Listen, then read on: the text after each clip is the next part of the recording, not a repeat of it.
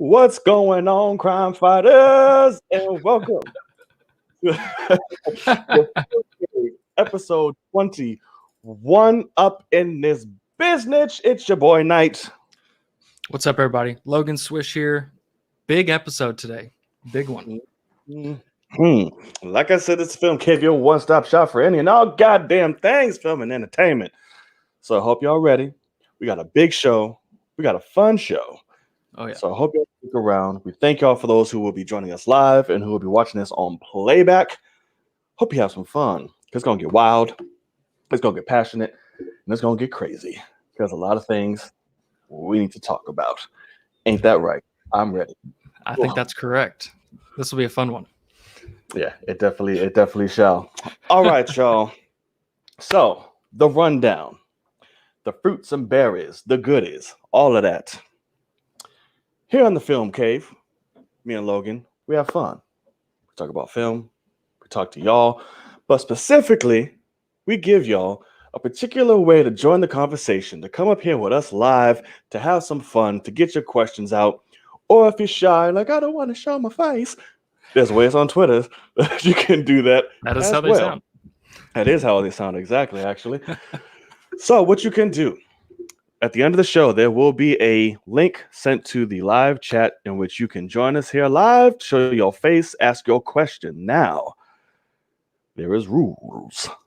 So, you click that link, you come on, you show your pretty face, you say hello, you ask your question, give your thoughts on that question, and then with love, we will kindly kick your ass out. See ya. Right. Just so it's fair for those whoever we may have in the waiting room. But believe it or not, there will be the last 20 minutes or so of the show will be dedicated specifically for you guys, which we will interact with the chat. Anything we missed during live taping, it will basically just hang out with you guys and shoot the shit. So got it? Capiche? Capiche. Perfect. Cool. Exactly. All right. So before we get into the show, guys, we want to thank you again for watching. Bruno, of course, you got to come in here disrupting already. All live chats. It's going to go everywhere. That's correct. It's going to go everywhere. But so yes, those of you watching live, those of you watching on playback, the easiest and simplest way, and the cheapest way, because everybody said I got Patreons and Cash Apps and all this good shit, just to hit the subscribe button. That's it. Support content creators. I know y'all probably tired of me saying that, but I'm never going to stop because it's important. Support content creators, support originality, support art, whether that's me, whether that's Logan, whether that's any damn body. Don't succumb to the norm and what you're used to. Support. All right? So, all right, man. I think, are you ready to get into this? Yeah. I mean, this is gonna be fun. I'm sitting here like I might have a list of things for our two main topics to talk about. So this is gonna be a fun one. A list of things. Okay. Yeah. All right. Heard you.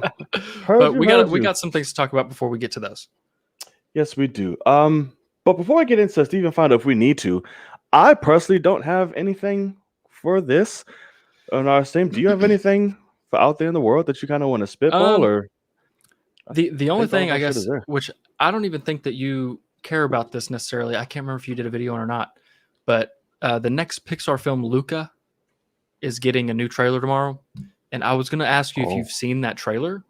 I have not. So I highly recommend it because basically, yes, basically, I think it takes place in Italy, but it's like these two kids that are secretly sea monsters, and they're running around. But I want you to check it out because it's almost like it's kind of a play like on LGBTQ community. So like everyone in this city hates sea monsters, and so they're having to hide the fact that they're secretly sea monsters, and it's just these two boys running around, and so it almost is like they're two young gay boys and they have to hide it and whatever. And like it's almost a Call Me by Your Name scenario. Like it's so God. highly recommend it. And then we're getting this Are new they gonna trailer. fuck like corals or something? Yeah, they're just gonna absolutely just go at each other. But no, so I would just check out the first trailer if you can. Oh good God. Jedi Mike coming in hot. Exactly. I agree. Stop treating us like side hoes. Act like the shit was man. good. All right. Yeah, exactly. Damn.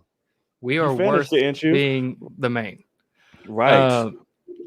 But yeah, so I was just gonna tell you, check it out, see if you get that vibe from it, honestly. Because when the first time I watched it, like in my video, I didn't fully get that far. And it was kind of people in the comments, like right after I posted, I was like, oh my God, yeah, that's exactly what they're doing. So I'm excited to see the trailer tomorrow to see, is Pixar really going to give us, because that's ballsy, even today, but ballsy. I think it's fantastic to bring, an animated kids movie that kind of gives that vibe of basically, hey, don't treat people differently just because they are different than you type of scenario. I think that's a story. I know they tried the gay thing with what animated movie was it? It wasn't Hotel Trans. It was Paranorman, whatever the hell. Wasn't there somebody gay in that movie? Yeah, me neither. No idea. But I just know that was like a big deal. It's like, oh, it's a gay kid in a kid's animated movie. It's like, yeah, they exist. So okay, I definitely will check it out. Yeah, I will. New trailer tomorrow. So okay. Let's go ahead and that's out there in the world for me. I don't really have a ton. Got it. Damn, Eric, you said I was the best. I feel hurt actually. Damn, I put my all into you, brother. Golly, come on, Eric. Right. Damn, I thought we had something special. But all right. So that means, all right, we'll jump right into the big shit. I'm excited. Okay. Yeah. You guys ready for some bullshit? You guys ready for a rant? You guys ready for some anger? Oh, yeah? God. Okay. So we're going to start with the Oscars. Just want to throw that out there. Clear. Yep. We're going to throw it out there. So. Yeah. So the Oscars, it happened. It happened. It was some shit. And, for the most part of the night, listen here, I had shit to say. For the most part, I was like, okay, they're doing it. Oh my God, all these people of color are just racking up right now. This is amazing. And they deserve it. It's just great. This is great. They're literally building to fucking Chadwick. Literally building to Chadwick. In any way, shape, or form. They changed the map out. They changed the layout. Did shit out of order, a little backwards. To end with, best actor. Then we get to it. And who wins? Fucking Anthony Hopkins. And I tweeted this motherfucker. I was like, I would be pissed if they set up all this shit of Black excellence, Asian excellence, just people of color, PLCs, all this all night, and then fuck Chadwick. I literally said that. What happened 20 minutes later? Fucked. Now, not only did he not win, the motherfucker who did win didn't even show up. And then they just cut the fuck off. It's like, all right, good night. It's like, what? What do you mean? Yeah. I don't get what just happened. So there's a lot of things here. And there's a lot of things to dive into. And it's going to get real. It's going to get ugly. And y'all may not agree. Y'all may not see it that way. But I tell you what, it's the reality of the situation. So what you got? They completely just exploited on a man, took advantage of a man's fucking death to try to get ratings, to try to make it like nail biting. Oh, he's going to get it. Stay tuned because that's what everybody wants to know and find out. That's the big question. Cool. You expose the fuck out of that.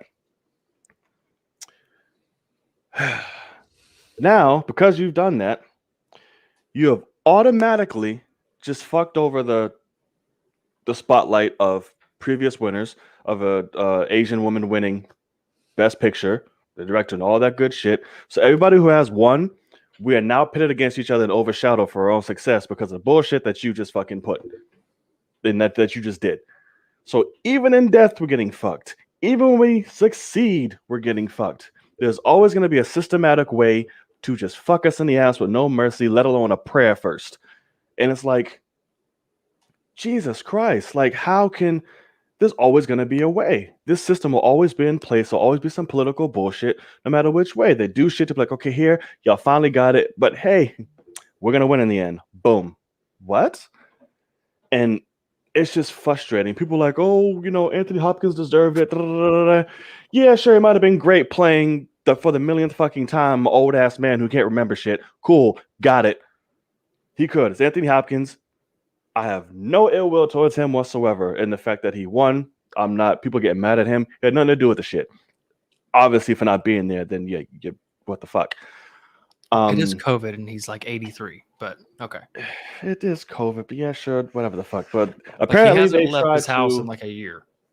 Right. Apparently they tried to do a Zoom call or whatever over the fact, but they didn't want to do it. So he whatever. wanted to. Academy said no, which is retarded. But okay. Well, you know what I said no, because like we're about to turn the fucking world on storm. Yeah. We don't need you to be there. We need some other shit to just rub in their fucking face when it happens. So just tell your PR people to have a statement ready, because once that name is read, shit's gonna come your way. Yeah. So it did, and the next day, what happened? Statement. So I'm like, okay, cool. So it was just a lot of bullshit. It's very unfortunate. It's not surprising because it's literally what the Academy fucking does to us, or just the industry alone. And it's very unfortunate. At the same time, they fucked us while putting us against each other at the same damn time. Right. What the fuck? But I digress. Go ahead. Yeah, so I haven't watched a single second of this year's Oscars. I kind of have stopped giving a fuck about them. Like they're kind of just known. They're known for being horrendous, and it sucks that they are the most important, awards of the year because of how terribly they're run. Right. But this is obviously an absolute miscalculation from the Academy. I will admit, I haven't seen the movie that Chadwick was in, and I also haven't seen The Father, which is what Anthony Hopkins just won for. But I have only heard people say, holy shit, Anthony Hopkins is incredible. I haven't actually heard anybody, say, like, I've heard people say what a fantastic, final performance from Chadwick, but I haven't heard anyone say this is a best actor, performance. And so I was honestly fully expecting Anthony Hopkins to win. But the miscalculation, miscalculation here is changing the order, but also exactly what you said. They purposefully built this narrative. They actually, the Oscars told a story in their show. Yeah. And it was some fucking Soderbergh shit. And it's fucking Infinity War. Like let's build you up, and then no, you lose. Kill all that you love, right? Yeah. And it's an absolute miscalculation. It's further, it's proof that these people have no fucking clue what they're doing. They've been losing ratings. This is exactly something that would keep ratings going, is kind of making you think like, oh man, this is going to be a beautiful ending when Chadwick wins, because they're obviously showing that. And it's just a flat out miscalculations, and they ruined it. And it's exactly what you said, because the woman that I wanted to win Best Supporting Actress, I don't know how to pronounce her name, but I'm pretty sure she's straight from Vietnam. She was phenomenal in Minari. Oh my god, she is adorable as hell. Her speech was amazing. And she was so damn good. And as soon as I watched that movie, I was like, that movie was weird and boring as hell, but that lady needs to win Best Supporting Actress. And I was jaw dropped when she got nominated. But the fact that she actually won, I was very, very happy that was the case, because she deserved it, in my opinion. And like you said, like you were tweeting all day long, like, oh, Black excellence, like, holy shit, another, and it was like awesome. And, to kind of have them make their own narrative and fuck everybody with it is insane. And then also, not allowing, because I don't know if you saw the video that Anthony Hopkins posted the next day. I did. But he did a great job of saying, bringing up Chadwick, and if they could have played something like that on air, it would have been that would have even been better. But at the end of the day, the fact that they made it last is it's the weirdest decision I've ever seen, because there is absolutely no reason. It's not weird. It's their fucking plan. It's their quarter. It's the whole shit. So I mean, it's just because it obviously. I mean, they know who the winner is. Right. He's not here, and they declined to allow him to make a speech afterwards. So they know that the show is just going to end. And normally it's Best Picture. Everybody's up there on stage and they're kind of just celebrating together as, it's an ensemble award. And they flip the switch and they just make it just conk, he's not here. Fucking Steven Soderbergh shit. So it's really, really crazy. I think that he directed the shit. I don't really know what to expect of what's to come in 10, 20 years. But I really do hope it's the same type of thing that we as a society in America need to figure out a way to kind of we have these rich white men that run so much of our world, and nothing will ever change with those things, whether it's government, whether it politics, anything like that. They are raising people to follow their footsteps, while us, we have a giant group of people that feel differently about certain things. And I don't know if it's, I feel like somebody like Jordan Peele will come up with his own fucking award show. He'll be like, hey guys, I'm done making movies. Somebody has to. Just like he was done making, comedies. All of a sudden he's like, hey, I'm done making movies. What's more important is this. And they literally make the Oscars nothing. Make it to where nobody shows up. And they are eventually not even a thing anymore. The Academy is done. Because I hope so. Because I don't know how they'll do it, but I do feel like that is something that's to come. Because even I don't know if you heard the whole Brad Pitt thing with Minari, and even his kind of scenario is similar. Where, what do you mean? So Brad Pitt produced Minari, this Vietnamese-led, hey, he's been doing it for people of color lately, producing all these shits. And so that's the thing, is what the woman that won Best Supporting Actress said is, I never met him. He did not give us nearly enough money. When I was flying to America to film this, I had to upgrade my own tickets on the plane to first class. And it's kind of that. It's exactly Hugo, he's been doing great things for people of color. And it's yeah, but the actual details is he's using that for clout. Right. He's given I didn't know that shit. He's given X amount of money, and he's that's enough to get me, I'm woke, and right. In reality, obviously he's giving people jobs, he's doing this, he's doing that. But so he is helping people of color, but it's also it's exactly the same thing. It is what the Oscars just did. Hey, we're giving you this award. We're giving you that award. We're gonna, we're gonna celebrate people of color all night. Shut the fuck up. And then Brad Pitt probably got a fat ass paycheck from Minari, winning some sort of award or whatever it may be, or or he's on the cover of some magazine, or he's on a show now because of what he did with Minari and other movies of people with color. And it's he's doing it to reap benefits. And I hate to say that, because I bet Brad Pitt is a perfectly fine person. I bet he thinks he's doing what he should be doing.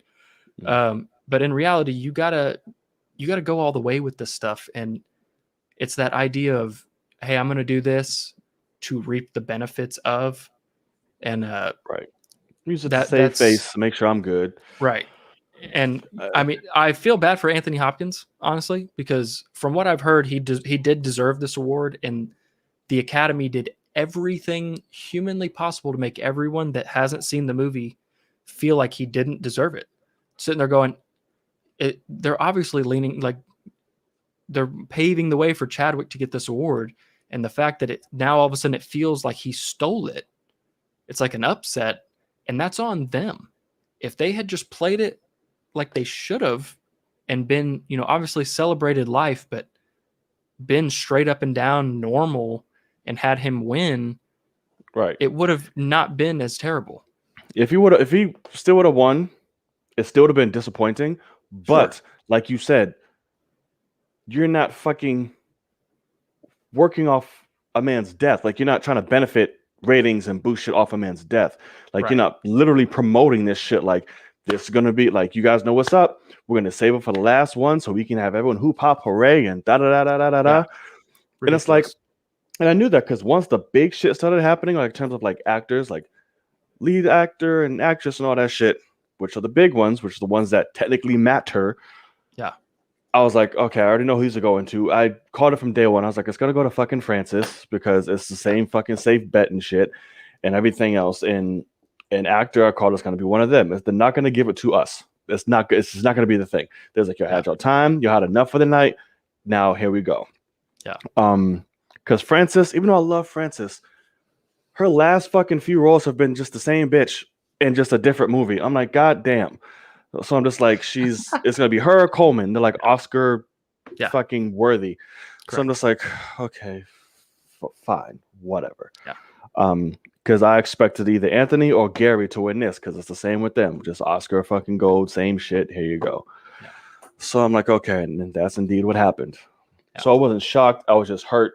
And just the way they went about it, it was fucking frustrating. It's terrible. So I feel sorry for a ton of people here because, like you said, all the people of color that won last night really probably didn't get to celebrate like they should have. Right. Obviously, film fans and people that watch the show, I don't think there's anybody that watched that and were like, that was done perfectly, or even well. I think everybody understands that they did something wrong here. Well, anybody with sense, we know how far that goes. And I haven't seen anybody actually say, hey, I loved what they did, and whatever. Like, I've obviously seen people say Anthony Hopkins did deserve this, but also they're like, but the Academy really messed up. So sucks. It ended up being a terrible night for a lot of people, winners and all. So I feel bad for a ton of people, and especially fans of Chadwick, whenever a show is literally teasing you and giving you reasons to believe that you're going to get this awesome moment at the end of a show, keeping you involved, making you watch, and then absolutely just punching you in the gut at the end is pretty crazy. Yeah, it is. But congratulations, much love to those who did win. Yeah. All the people of color who won. It was a really amazing night for them. Daniel Kaluuya was high as fuck when he was there and accepted his shit. I was like, this man is faded. But congrats to everybody. It was great on that term, but fuck the Academy. Yeah. That's what I'm gonna say. All right, so before we move on to our next topic, let us know what you guys think. A lot of you have been pretty vocal in the live chat right now. Let us know and playback what you thought about the whole Oscars controversy. Yeah, were you for it? Were you against it? What? Just let us know. All right, and hit that subscribe button afterwards. We got a pretty good amount of people watching here in the show now. Thank you guys currently, but keep the conversation going. We will be in and out of the comment sections below, so keep it up. All right. So another little show premiered, Invincible. I think that's what it's called. Had a episode 7, right? That's what it was? Yeah. Okay. Just want to make sure I wasn't bullshitting or lying. This was a fucking great episode. Holy hell. Very good. And someone texted me before I even said this, like, before I even saw the episode, I was like, is this the season finale? I was like, no, why? What do you mean? It's so fucking good. So I'm already going in with that thinking it is, because I didn't know how many episodes this shit was going. Yeah. And then when it ended, I was like, it better fucking not be. Yeah, exactly. I was so hot. I was like, there better be at least one more. I looked and there's one more episode. I'm like, okay, thank God. A lot of shit went down. A lot of shit. Hell yeah. Everybody knows. Everyone's on to Nolan. The world is watching. The world saw everything, including Mark, Invincible. Cecil threw everything at at Nolan before he can get to Mark. Did not work until he brought that big ass sushi squid monster thing, whatever the hell. Great action. Love the way this was portrayed.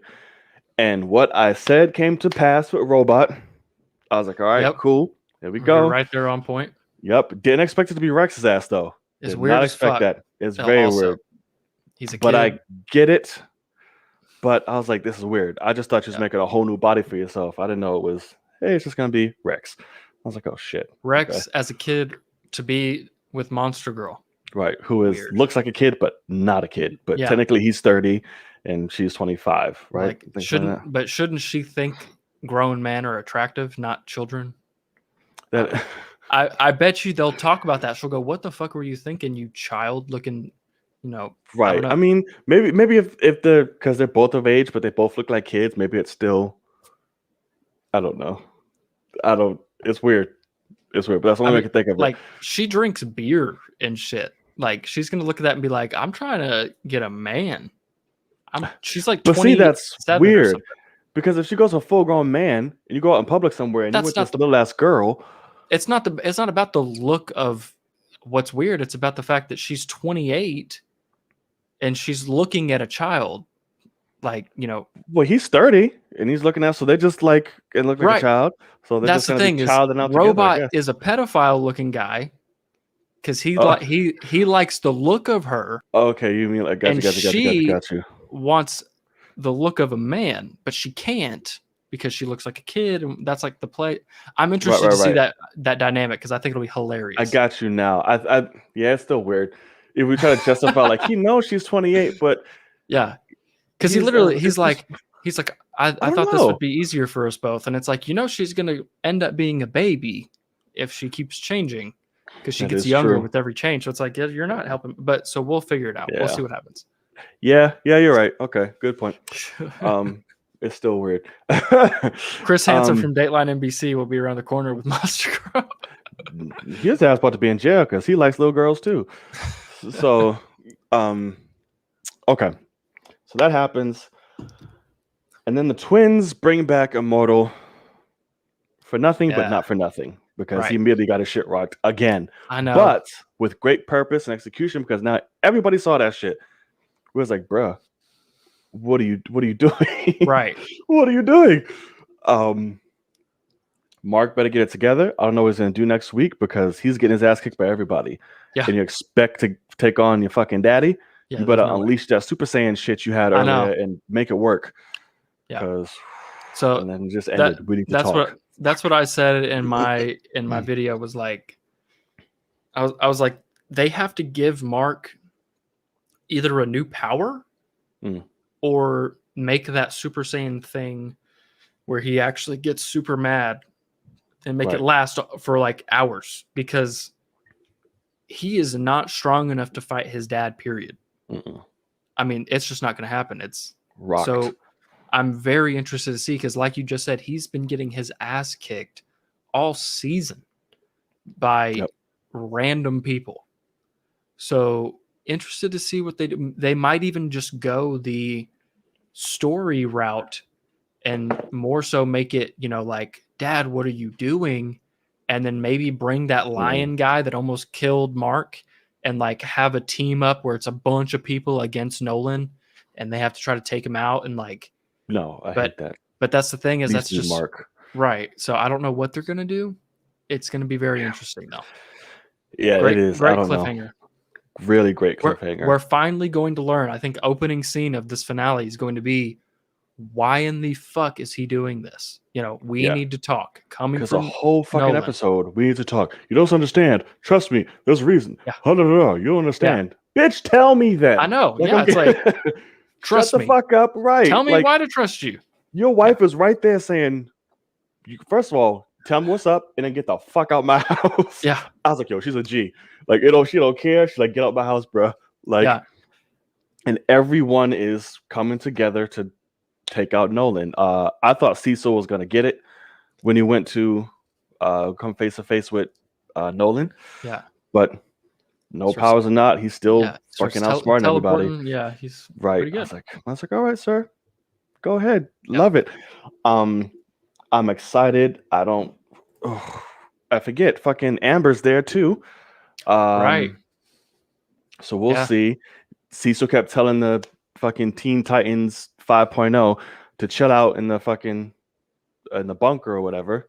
So you might be right. Everybody might come together Yeah. to fuck him up, because now that they see Omni-Man's like going crazy, like, yo, we need to get on this. I don't know what the hell they're gonna do to get their ass None whooped of by them. much lesser. Yeah, none of them have a shot, because that's the thing is Yeah. the actual Guardians of the Globe got murdered. Yeah. Like fucking crazy. Completely. And then they bring back the main one, and he gets fucking ripped in half again. First he gets a hole punch to him again, Yeah, and then he gets ripped. I'm like, ripped in bruh. half. Like, I mean, it's literally the way they have set this up. Yeah. That I will be honest. Okay. Storytelling wise, I'm a little nervous because Nolan is 100% OP. Seems like nobody can beat him. Right. And if they give Mark the power to do so, it kind of messes with storytelling for future seasons because he's going to be way too powerful. Right. So we will have to see. That's why I'm almost hoping that it's some sort of like team effort, or somehow they like just make him leave. And like, maybe the alien comes back. Seth Rogen maybe comes back. Yeah. I mean, but can you imagine if it ends with Nolan surviving and like probably will. Going back to Viltrumite, and then in season 4 he comes back in a finale like ready to fucking kill everybody, or comes back with a whole like army from his planet or some shit. And by that time maybe Invincible is what his dad like was, God tier, and then all of a sudden it works again. So right. Interested, like this is it's good storytelling for this first season though, because I have no fucking clue what they're gonna do, and that's cool. I mean, hell, the fucking monster robot things were beating the shit out of Omni for a little bit. I was like, oh shit. So I mean, it becomes a thing of fuck, I don't know. It can go either way, man. There's so many directions. So, and that's the beauty of this damn show. It's like you never know what you're going to get. Those last 20 minutes, usually it's the last 20 minutes was like, what the fuck is going on? Yeah. But this whole episode was that. It was like, oh, and then ended even on more. the edge of your seat, the whole time. I was like, oh my God, what's gonna happen? Now they're gonna run into each other. What's going? I don't know. Oh my God, Mark, stop him! Somebody stop, Mom! Like it was ridiculous. And then they all met, and of course he saw his dad getting attacked. He went to go help him immediately. I was like, no, son, pull back a little bit. Like you have no idea, right? So I was like, fuck, man. But it was awesome. I can't wait for next week. Yeah. And then we gotta wait however long until season 2. I'm like, Jesus Christ. Yeah, I don't know what to do, but all right. So let us know anything else. Let us know. Good God, can't speak English. In the comment section below, what you thought. Where is this going to go? Next, I almost said next season, next episode for the season finale. Let us know in the comment section below, live and here on playback, what you think. All right, so here we go. I'm excited. Fun stuff. I'm excited. The main 2, but the biggest, which is going to take majority of our time, which is why we have not had, so many blistering things to talk about. But speaking of Black excellence, yes. That is correct. Yes, Captain America and the Winter Soldier. Yes, fuck that Falcon shit. He's Falcon no more. Captain America and the Winter Soldier finale has dropped. And holy shit. For those of you who have not seen my reaction to know how I felt about that episode, you need to. I'm going to tell it all for you now, but to get like face value, boom. Oh my God, this was such a beautifully phenomenal, just every ounce of it to me. I want to preface this. Obviously, not everyone's going to go into this episode with the same mindset, viewing, feeling, or attachment as a person of color would. Sure. But there will be people like Logan and everybody else who will get that, will know that, and can understand that off the bat. Some people are like, oh, why is it so? I mean, well, shit, bitch, did you not see? But man, I just don't even know where to begin. Like, it was so amazing to see. And if at any point during this I get a little choked up again, it's fully possible. Sure. Just you've been full warned. So it picks right up after the last episode. Where Flag Smashers are in, I guess, the UN. I forget where the fuck it is. For the GRC. Vote. Shit's going all right, and then we see it. Drop. This motherfucker flies in like a badass. Yeah. Full Captain America suit reveal. Straight comic book accurate. The wings fucking flapping, the shield. That shot of him throwing the shield while he's flying is so fucking. That's why I put it in the thumbnail. That is my favorite fucking shot. So good. It's so damn good. So good. I was like, holy hell. You got to stand up, the pose. We got a full good look at it. I was like, who are you? I'm Captain America. Yeah. Oh. Which I'll be honest, I didn't like that much, but that's okay. Oh, fuck. Because that's the point. Is like John Walker kept introducing himself as Captain America, and everybody's like, "Hey, say your name is John Walker." But it was a point to say like, "Yeah, bitch, like I took this. It's me. It's me." Yeah. And then from there we just get amazing action. We see Carly and all this shit. Bro, I'm sorry. Carly is fucking annoying. No, I got shit to say. Carly is fucking annoying. Like she has been for me, but I'm like, good God, like whatever. Yeah. So that happens. Carly, Bucky has amazing badass fight scenes. Everybody has a moment. Everybody has moments in this. Right. Then John Walker shows up with him and his bootleg ass shield. That gets like immediately fucked. I was so glad. And immediately jumped. Like we was about to take like they just tried to beat the fuck out of him. Fucking what's those shit called? Parking meter shits. Uh-huh. I was about to whoop his ass. So it was like, bro, why are you here? But I love his moment. He decided to do the right thing. He had, I guess you want to call it a redemption moment. But again, here comes fucking Carly's ass. I'm like, Jesus Christ. And then we get Sam with the save for the truck. That was stage 1 of the crying. I was like, okay, there it is. Was so good. Here we go. Yeah. Minute pan down to that shield, and then just him doing everything he can with his little wide shot of him holding it from. Oh my god, it looks so damn good. Oh my god. And then him pushing and saving the people, and then him like, oh, there goes Black Falcon. Let me tell you, somebody's grandpa in there. Like, no, that's Captain America. I was like, ah. So from the savior to that was stage 1 of initiation of crying. So I'm like, all right, cool. The internet was right. Power Broker was revealed within that moment, which we will go heavy into all of this, but for a lot of people, it's just a breakdown, so stick with us. Because best believe we get into all that shit. Oh, man. So that happens. Carly dies. Yay! Nobody knows the truth. Got it. And then he carries Carly down like an angel. And then this was stage 2 of fucking crying. Like, it was just ugly face and everything. I was just like, you know what? I'm just going to let the episode take me. Yeah. Sam has one of the most powerful fucking speeches I have ever seen, in the most realist shit. And this is why this show just just skyrocket so much for me. Held nothing back. The realest shit ever. And I'm like, holy fuck. And to see him as a black man carrying the stars and stripes, saying all of this, being completely vulnerable, defying everything, but challenging at the same fucking time, in his position, and them cutting back, seeing Isaiah watching the shit as he's doing it. Yeah. I'm like,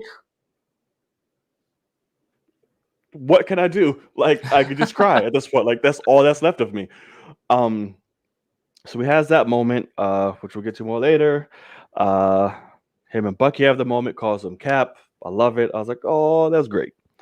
Shannon's chilling there, like, yeah, they don't know what the fuck's going on. I'm like, oh, this bitch. And then fucking stage 3. Yeah. Bucky comes, makes amends to his friend. That part was hard too. I'm like, fuck, bro, how can you just tell? So like, what can you do at that point? Like, and the music for this fucking episode was amazing, by the way. Like, holy hell. So I'm like, okay. And then I went into full fucking Viola Davis mode with snot and fucking lumps in my throat and cries and deep breaths. I went full fences with Isaiah. When he went to Isaiah and brought him to the Smiths. Oh my God. It meant, that one scene meant more to me than any fucking thing. It was amazingly beautiful. Just the recognition alone, because it's from different points, just from being black in the army, having your shit erased. This happens to people. It's a real fucking thing. Even if you're not black, you still get treated like shit by your government. But it was just so, oh my God, it was just so rewarding for everything he's been through to finally get like, now no one will ever forget what you did for this country. Ever. Like it. Yeah. I broke down. I was like, give me the Oscar. I was like full, like I said, Vola. It was everything. Bro, okay, now we can go down. Sorry, this is a breakthrough for y'all, but we can break it all down and go for it. But fuck. So man. I will tell you, in my initial viewing, I felt exactly the same way. Like, knocked me off my feet. I thought it was absolutely incredible. I've now watched the episode 3 times, and I gotta admit, it's not a great episode. But it hit, you can tell that they went in and said, we need to hit these 3 things. And those 3 things they knocked out of the park. In terms of Sam being Captain America and like taking that head on, they killed that. That speech is really good. And then Isaiah is completely knocked out of the park. But I do have, like, I want some people to understand that, you know, I talk shit about something like Godzilla versus Kong, Fast and Furious, what's going to happen with Mortal Kombat in a little bit. I'm going to do the same thing. Like, people think I'm like Marvel fanboys. I love everything they do. There are things in this episode that piss me off so much. I don't know how they were even filmed. And like, it's just like, there are things that like are so rushed.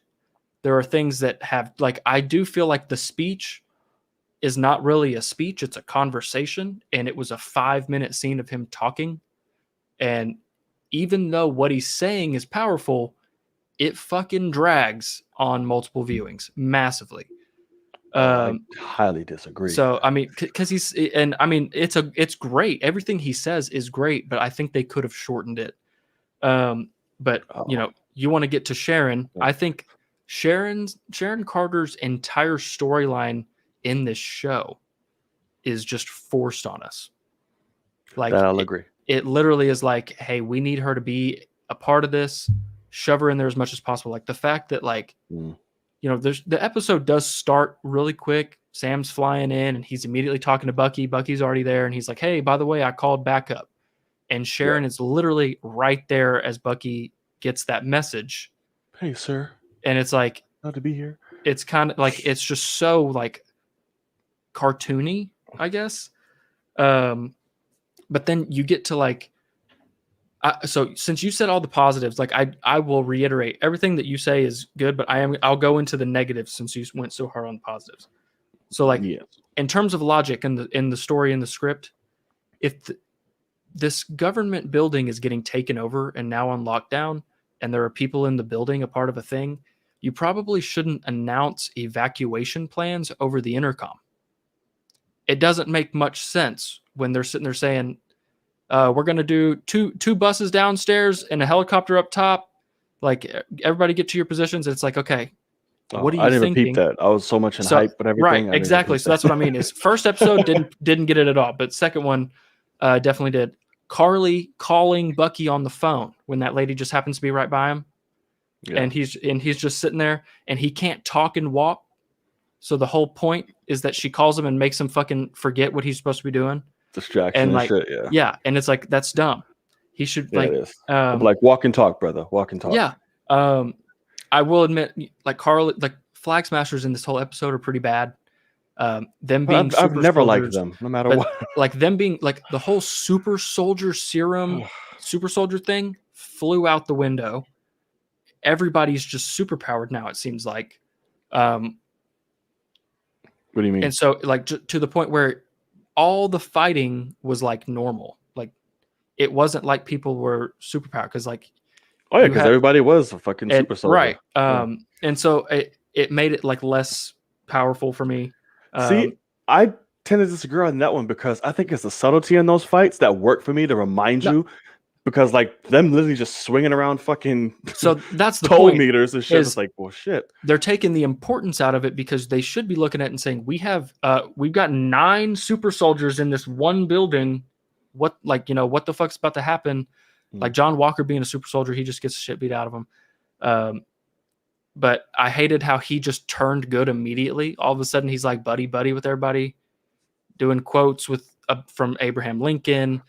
Like, yeah. You know, like it was real quick, and like the fact that like there was some resilience from Bucky a little bit, but he should have but John Walker's character should have had a moment because he showed up to kill Carly, and immediately forgets about that and like doesn't even react when he sees her dead. Like he should have like freaked out or like had a moment. True, but also I like the callback during that conversation with Sam. When he was talking about the shield, when it cut back to John Walker and how that resonated with him, that I really did like. Sure. But in terms of the Carly thing, a little freak out would have been cool. Well, because the whole reason he's there is because of Carly. That's the only reason he showed up. Like the fact that he's flipped to being a good guy is an afterthought. Because I don't think he's flipped to be a good guy. I think he had a moment to do what was right, given what happened. And he chose the right thing to fucking do. Because it was like, let these people fall or die, or go after Carly. Like, are you going to keep fucking up? Or are you going to, because U.S. Agent is very blurred lines. Well, sure, but he ends up having quips and hanging around with Bucky, you know, having fun. And has nothing but hero moments. He has a full suit reveal in, you know. Of course. That seems we bad. needed that. We needed that. But I can't stand that character, by the way. That one lady. Oh, Val. She's so fucking bad. Oh my god. I like Val. She's so bad. That scene was like 3 minutes longer than it should have been, and like I don't know, but overall, like when you get to like that's mostly my negatives. Like, but when it comes down to it, what they did with Isaiah is by far the most important thing. They absolutely killed it. You know, I could throw in more logic of like, hey, clean up. I'm going to take you somewhere. And he has to take him like states over. And they kind of just act like that's not happening. Like it's like taking a quick car ride down the streat. Well, I don't need to see that road trip either. But he's like, hey, clean up. I'm going to take you somewhere. It's like, this is a 3-day trip. You know, and like I didn't tell you that. Like something I want to show you. Like Eli's still in the same clothes. It's like you don't realize they were in a helicopter for 45 minutes trying to get to Smithsonian. But what they did with that was so damn powerful. Yeah, and I almost wish that it had ended there because the cookout scene was really bad. I didn't think so. I like that. It was it was terrible. Like how it ends, it's just like blaring the song in your face, and like it comes in on them, and then they just walk away. Like we don't get any lines from anyone. It's just like, it's just showing you now where everyone is. Everyone's weight is lifted. No, we're all here. I understand what it's supposed to be showing you, but like, there's no setup for anyone but Sharon fucking Carter after Isaiah. It's just like everybody lives happily ever after. Which I now understand that because Anthony Mackie didn't know until somebody told him in the grocery store that there's going to be a Captain America 4. So he didn't. Right. He's not in the know of this at all. Right. And then Sharon Carter as Power Broker. I don't like it. Is terrible. I see what the writer tried to go for, but I'm like, so it wasn't earned. My comment section on my video gave me an idea, and now I'm like, everything is riding on this. And that is that this is a setup for Secret Invasion, and she's a Skrull the whole time. That's what everyone keeps saying. And I think everyone's trying to justify that. I think everyone's saying that because it's the only thing to save this fucking storyline. Because I don't. What's the actress's name? Emily Van Camp. Yeah. Like Emily Van Camp is a okay actress.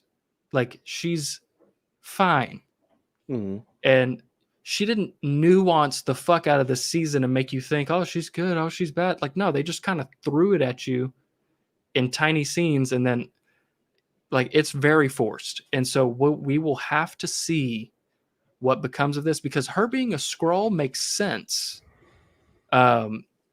In the sense of what if they're trying to infiltrate. So now she runs Madripoor and she runs a lot of the U.S. government. Infiltration is the key. Like, let's get that. So that's makes why sense. that end credit scene might have been more important and a little more for everybody. And I'm like, who the fuck is everybody? Like, right. And so, I mean, but like the fact that that's the only after credit scene we got is so bad. And like, they have to make that worthwhile. Yeah. Because that's such a boring after credit scene. It's absolutely horrendous as an after credit scene for the finale, the end of the show. That's harsh. But compare it to WandaVision's finale after credit scene. I wasn't impressed with that bitch either. Where it's her reading the Darkhold. Yeah, we're just sitting there just like, oh, it's her astral projecting shit and she's reading the dark shit. Okay, fine. Okay, so you don't. So that is as boring as a pardon and a phone call. I mean, I'm not gonna say as boring, no, but I wasn't impressed by either. You don't think that that's a great lead into Doctor Strange 2 compared to whatever this is supposed to go to and how we don't care? I think. Yeah, try to figure this out. I'll give you a second. With this Sharon shit, it is a good lead. If they're going for the secret invasion, yes, it is, because it leads into something a lot bigger and deeper. Fix it later on. They don't have to fix it because this is your setup. This bitch is in the government. She's a Skrull. No, she's about to hand all her people up. With my point WandaVision, okay, she's about to go crazy. She read the fucking book. Got it. Right. It's a whole scenario. You have a whole season leading up to that. Whereas in this one, you have a side like character sprinkled in a little bit. That's now like it's supposed to be a big scene, but it's a pardon and a smirk and a phone call. And it's like, yeah, bitch, get ready for the storm. I mean, but that's what I mean is what if it's actually just Sharon Carter is now the power broker and this and that, and she's going to be like a Hydra type of thing again, and she's just a normal human. Then that faith will work it good. Well, no, so correct. Yeah, and that's that's what I mean. They will have to fix it later because right now it's boring. So we will just have to see. And so that I will agree. This last episode, in terms of the directing and the writing, the guy that they've got front running this Captain America 4 movie that the reports say a little nervous. I forgot. Who was it? It's whoever the main writer is for the show. Isn't it for this? Yeah. Why the hell are you nervous? And because like one part in this show, in this episode that really I was like, wow, I can't believe that this is like happening in the season finale, was after the conversation with Cap and the senators, the beautiful speech. He goes and talks to Bucky and Sharon for like 2 minutes. And then this guy's like, hey, Cap. And it literally is like straight out of like Spider-Man PS4. It's like, hey, Cap. And they're like, hey, go get your next mission. And he walks over there and he's like, there's a cat stuck in a tree. Can you help us? And he's like, of course. It's a lot more than and flies out. And it's a guy in water. They don't got boats. It's a flag smasher.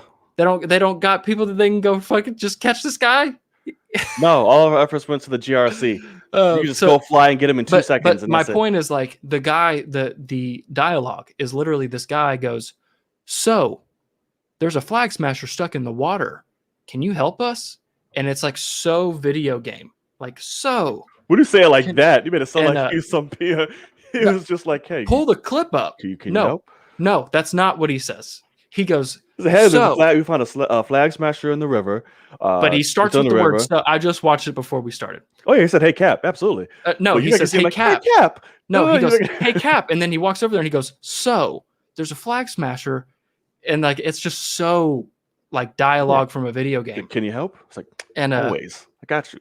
And exactly. You don't think that that's like the final scene in a Spider-Man video game. Nope. I'd be like, listen, there's more work to do, Cap. You Cap now. Exactly. Let's show the people. Exactly. That's how they should have ended it. Not, hey man, please help. And then he's like, shh. And it like shows us more work to be done. And a dialogue comes up and is like, do you want to continue? And you're like, yes. And he's like, always. And like, so like, and it's just absolutely. It's so like I honestly look at it and feel like that's a good reference. All the writing went towards the Isaiah and the speech. What's an important shit? Yeah. And so like I think what the episode did right, they did really right. But once like I don't know how many times you've watched it, but try to watch it not just obsessing over the obvious shit and kind of look at it. The emotions get me, man. So that's what I mean is now that you know what's coming, you can kind of look at everything else and not, sniffle through the bad dialogue. Because it's, but and like Sharon, because that's the thing is somebody else is going to have to figure this out with her, and I hope that they do it well. But I mean, overall, like I don't want people to think I hate this episode. I don't hate it at all. I mean, I've watched it 3 times. I enjoyed it a lot. It's not my favorite episode of the series. I also. How do you feel in the Cap suit in live action? Like, obviously, it's straight from the comics, but I fucking love it. The headdress can get a little weird. Exactly. That's the only part that I'm like. But it's just not enough to get maybe because I just have to get used to it because we're used to him not having all that shit. But it's like there and it's white and it's like there you go. But the suit was fucking like there was so many hero shots. The whole like action scene, I was like, I need some new drawers. This is a lot. Like when he shielded the dude from the fucking helicopter. The helicopter was dope, man. Because you're realizing that's all vibranium, right? And then he got up with that hero shot and the whole suit and the wings spread up. Now that was like a full CG shot and it looked weird, but that's okay. I thought it looked amazing to me. I was like, it looked it looked almost a little like. But it looked fucking great to me. I was like, it's badass. Like my thing with the suit is it's obvious. The whole point of it is it's meant to be ripped straight from the comics. Let's give everyone this amazing reveal. We brought it straight from here. Take a look. I look very much towards the future of like the second or third iteration, because even to the point I don't know how much there'll be improvements. Yeah, I don't know how much I like how white it is. Like. It's very white. Like there's purity, baby. There's no stealth involved here, because we're in bright white, and it's like so. I don't know, but and then we'll make it work. The half cowl thing. I'm not a big fan of it, because there's one shot that we see him straight from behind, and he literally just looks like a flat board. And like I do think that they'll eventually like it because it's his whole neck is just all white, like head and neck is white, and so it just they might all break the it same up. color. And so I'm thinking I'm hoping they just take it away because he had just the collar always, and it worked really well. So I think it would look a lot better if they did that. But I dug how they literally were like, we're going to go all out and just rip it straight from the comics and give people that. Because that character poster they dropped was fucking dope. I was like, that looks sexy. Yeah, that looks great. I'm definitely a fan. This is a phenomenal show. So damn good. But episode has issues for me, but it's perfectly fine. Yeah, no, thank God Carly did not live through the shit. I couldn't take it anymore. As soon as she was like, I don't have to live through this. And I was like, oh, she won't. Like, just everything, every time she talked, I was like, oh. Her dialogue was so bad. That's what I mean, is like one word. I'm like, bitch, I don't want to say it back. Yeah. Well, like she's like, I can't believe that you would go into that bullshit. And he's like, I'm trying something new. And it's like, why don't you just look at him? Like, he's still the same person. He's not working for anyone. He took the shield and made his own shit. It's not like he's working for the government. Like, fucking wake up, chick. Yeah. And I'm like, good girl. So I'm like, whatever. And then like the fact that as soon as she gets shot, she's like, I'm sorry. No. And it's like, no, like how? Why did you just flip like that? Like, yeah, no, because you dying. Now you want to say something. Yeah. Keep that same energy. Exactly. You tried it. It's like, oh, you ever get tired of fighting for the wild? I'm sorry, Mr. Bonds. No, bitch, I don't. Right. I don't. I like what he said there, how that's all he's ever tried to do and he's failed twice. Yeah, I absolutely love that. Very good. Fun fact, she's a lesbian. Did not know that. Who, the actress? Carly, yeah, the actress. Oh, cool. How's it go? Yeah, because like I say, she's kind of cute. Her body was bad. I was like, ooh, who is this Carly? So I think going for you. But There's no chance. Okay. So, oh, she had a nice body. What do you want me to When say? did you see her body? Oh, there's a few action shots where you're standing. You can tell this gonna make me seem very misogynistic. You're an She's in a asshole, shut long me up. sleeve shirt and like cargo No, pants. no, there's some shit when the shit's open and she got her little slim fitted shirt on and she was like, oh, she got some things. Oh, look kind of nice. And them pants fit kind of, slim on her. I was like, oh, she rocking something back there. Hello, Carly. How you doing, Miss Cabbage Patch? But that's about it. So now that Logan made me seem like a complete asshole and making me break down all what was hot about her. Are you a fan of Monster Girl by chance? She is completely of age. Thank you, Miss Carly. This monster bitch can fuck off. She's a teenager. They literally say she's a teenager. The actress. God damn it, in real life. Shit. Night, stop it. Get some help. Hey, listen. Oh, man. Right, see? Thank you, Candy. Low-key thick. See? Thank you. You know what's up. God damn it. I'm not the only one. Use your eyeballs. But anyway, I mean, all right. If there was ever a character that's quite obviously a lesbian, they played this girl like a lesbian. So I mean, the fact that y'all are looking at her like, damn, okay, it's like A lesbian can't be fine? The fuck? no, it's the fact that you're looking at her going like while she's punching the fuck out of a shield, you're like, damn, look at her ass. It was she's thick in those pants. Like I'm not looking at her pants. It was at those shots, but a woman kicking ass is really fucking hot. Yeah. Hey, listen, I didn't take the trash out, you want to fucking, we can fight a little bit. Come on. But all right. So that's been Captain America and the Winter Soldier. Amazing episode. Can't wait to see what's happening for the future run.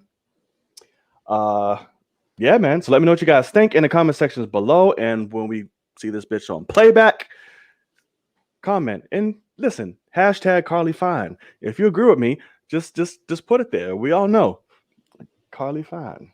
Okay. All right. So fuck you, Logan. Gosh. Now on to the tournament. Because a lovely little movie. I can't believe you just said that. Oh, I can't wait to talk about this. So a lovely movie dropped over the weekend. And Mortal Kombat. So there's gonna be different ways I'm gonna approach this. Okay. I just want this to be known. This movie was fucking great. But in terms of a Mortal Kombat movie, it was great. In terms of a film, it was good. I'm not going to say it was great. I'm not going to say it was a masterpiece. This was a pure love letter to Mortal Kombat fans. There were issues. There was fucking amazing things, which we'll all break down. But I naturally have to approach this in different ways, because also who I'm sitting across or next to here. I have to put this because we will go into it, and I'm going to put my bias aside of loving, absolutely being a huge Mortal Kombat fan that I am. Yeah. We'll go through the great shit. We'll go through the issues. We'll go through all of it. But the end, we will end. Is it a flawless victory or was it a fatality? We shall see. It performed well. People are slated for 4 fucking movies. I was technically right on the biggest R rating for a pandemic. So there's some technicalities in there. And it's doing really fucking well. Doing a really good box office for what is projected, for what everyone would think. And of course, it's doing good, beating out Godzilla and Kong and everything else for HBO Max and all that good shit. So it's doing well. I'm happy for it. This makes me very happy. Sure. It left me wanting more. There's a lot of potential within this. Correct. So, okay. Breakdown. Sir, I will let you take the reins and I will go from there. So we'll just intertwine. It's going to be a long convo. Right. So let me just start by saying I obviously enjoyed myself. I mean, it's fun as shit. When you say like there are things you absolutely loved about it, is like my immediate question: is there anything that fits in that category that wasn't in the fighting? Because probably not. You know, you're definitely not loving it for the story or the characters or anything like that. Well, here's my approach to that. I know that's what you're going to get to, so let me just tell you my thoughts on that before you do. The story, I like the story. It was simple as shit. There was nothing to be confused about. There was nothing to be lost about. It was straight to the point. Okay, I get it. I get what's happening. Cool. That worked. It was simple. I didn't think it was god awful. I understood. I knew what was going on. I understood. I'll explain why I got it. No, of course. That's what we're here. It was simple, straight to the point. I understood it. I followed it. There's no point where I was like lost or like, huh? What? Da. There's some plot shit and shit that happens. I'm like, okay, that just happened. Got it. No build up, but we're here now. And some things like that, but we will get into it and dive. So with that being said, sir, take the reins. The first thing I want to say is when you introduced the movie, you said the tournament. I said that for namesake, but I would think there's a reason for that. And there is the fact that Mortal Kombat doesn't happen in this film. They don't actually have the tournament. They just kind of talk about it. Yeah. And I could not believe whenever you're the big time fan. I'm gonna divert to you when it comes to stuff. The soul sucking guy, the main god guy, Shang Tsung. He is ancient. He's hundreds, if not thousands, of years old, and he has a line. I think I wrote it down. Yeah. Oh, yes. Notes. He's talking about Raiden is like, it's forbidden for y'all to be here and for y'all to try to fight us without it being in the tournament. Right. And this ancient being literally has a line that says, "The other gods are too lazy to stop me." That is a thousands of years old man that said that what the fuck are these other gods up to? So I'm gonna break down point. I want you to understand. They're lazy. There are a lot of within Mortal Kombat lore, and even now, where elder gods literally kind of cut corners to make Mortal Kombat happen. There are ones that sabotage it, that rig it, that are, I guess you want to call them dirty fucking gods, if we're going to use type shit like that, who come in and who purposely will either help out Shang Tsung in the world in the favor of Outworld and other things like that. Not every elder god is a good one. So that is correct within lore. That's why I can see aspects of the story that are like, ooh, that in terms of setup where things just happen, because it does take a fan to like to know the history and the lore and all of that shit to be like, okay, I know why they're doing this, I know why this is that, the setup, because they also changed some shit in terms of story and all that as well. So that's kind of my point is, don't you think when you have an ancient character have a line in a script that says the word lazy, that they might need to rethink why he's saying this? Like, that's something that they could have easily come up with an alternative situation as to why the other gods aren't there. Right. They could have explained it a little better. Right. Like possibly maybe the biggest, baddest motherfucker and his team could have gone to them and locked them down prior to this. Literally one line. It's like, I took care of them. And it's like, oh, that's why they're not here. Could have been better. But so I will admit, because when it comes to lore, it's like, okay, it's a video game, but there is lore involved, whatever.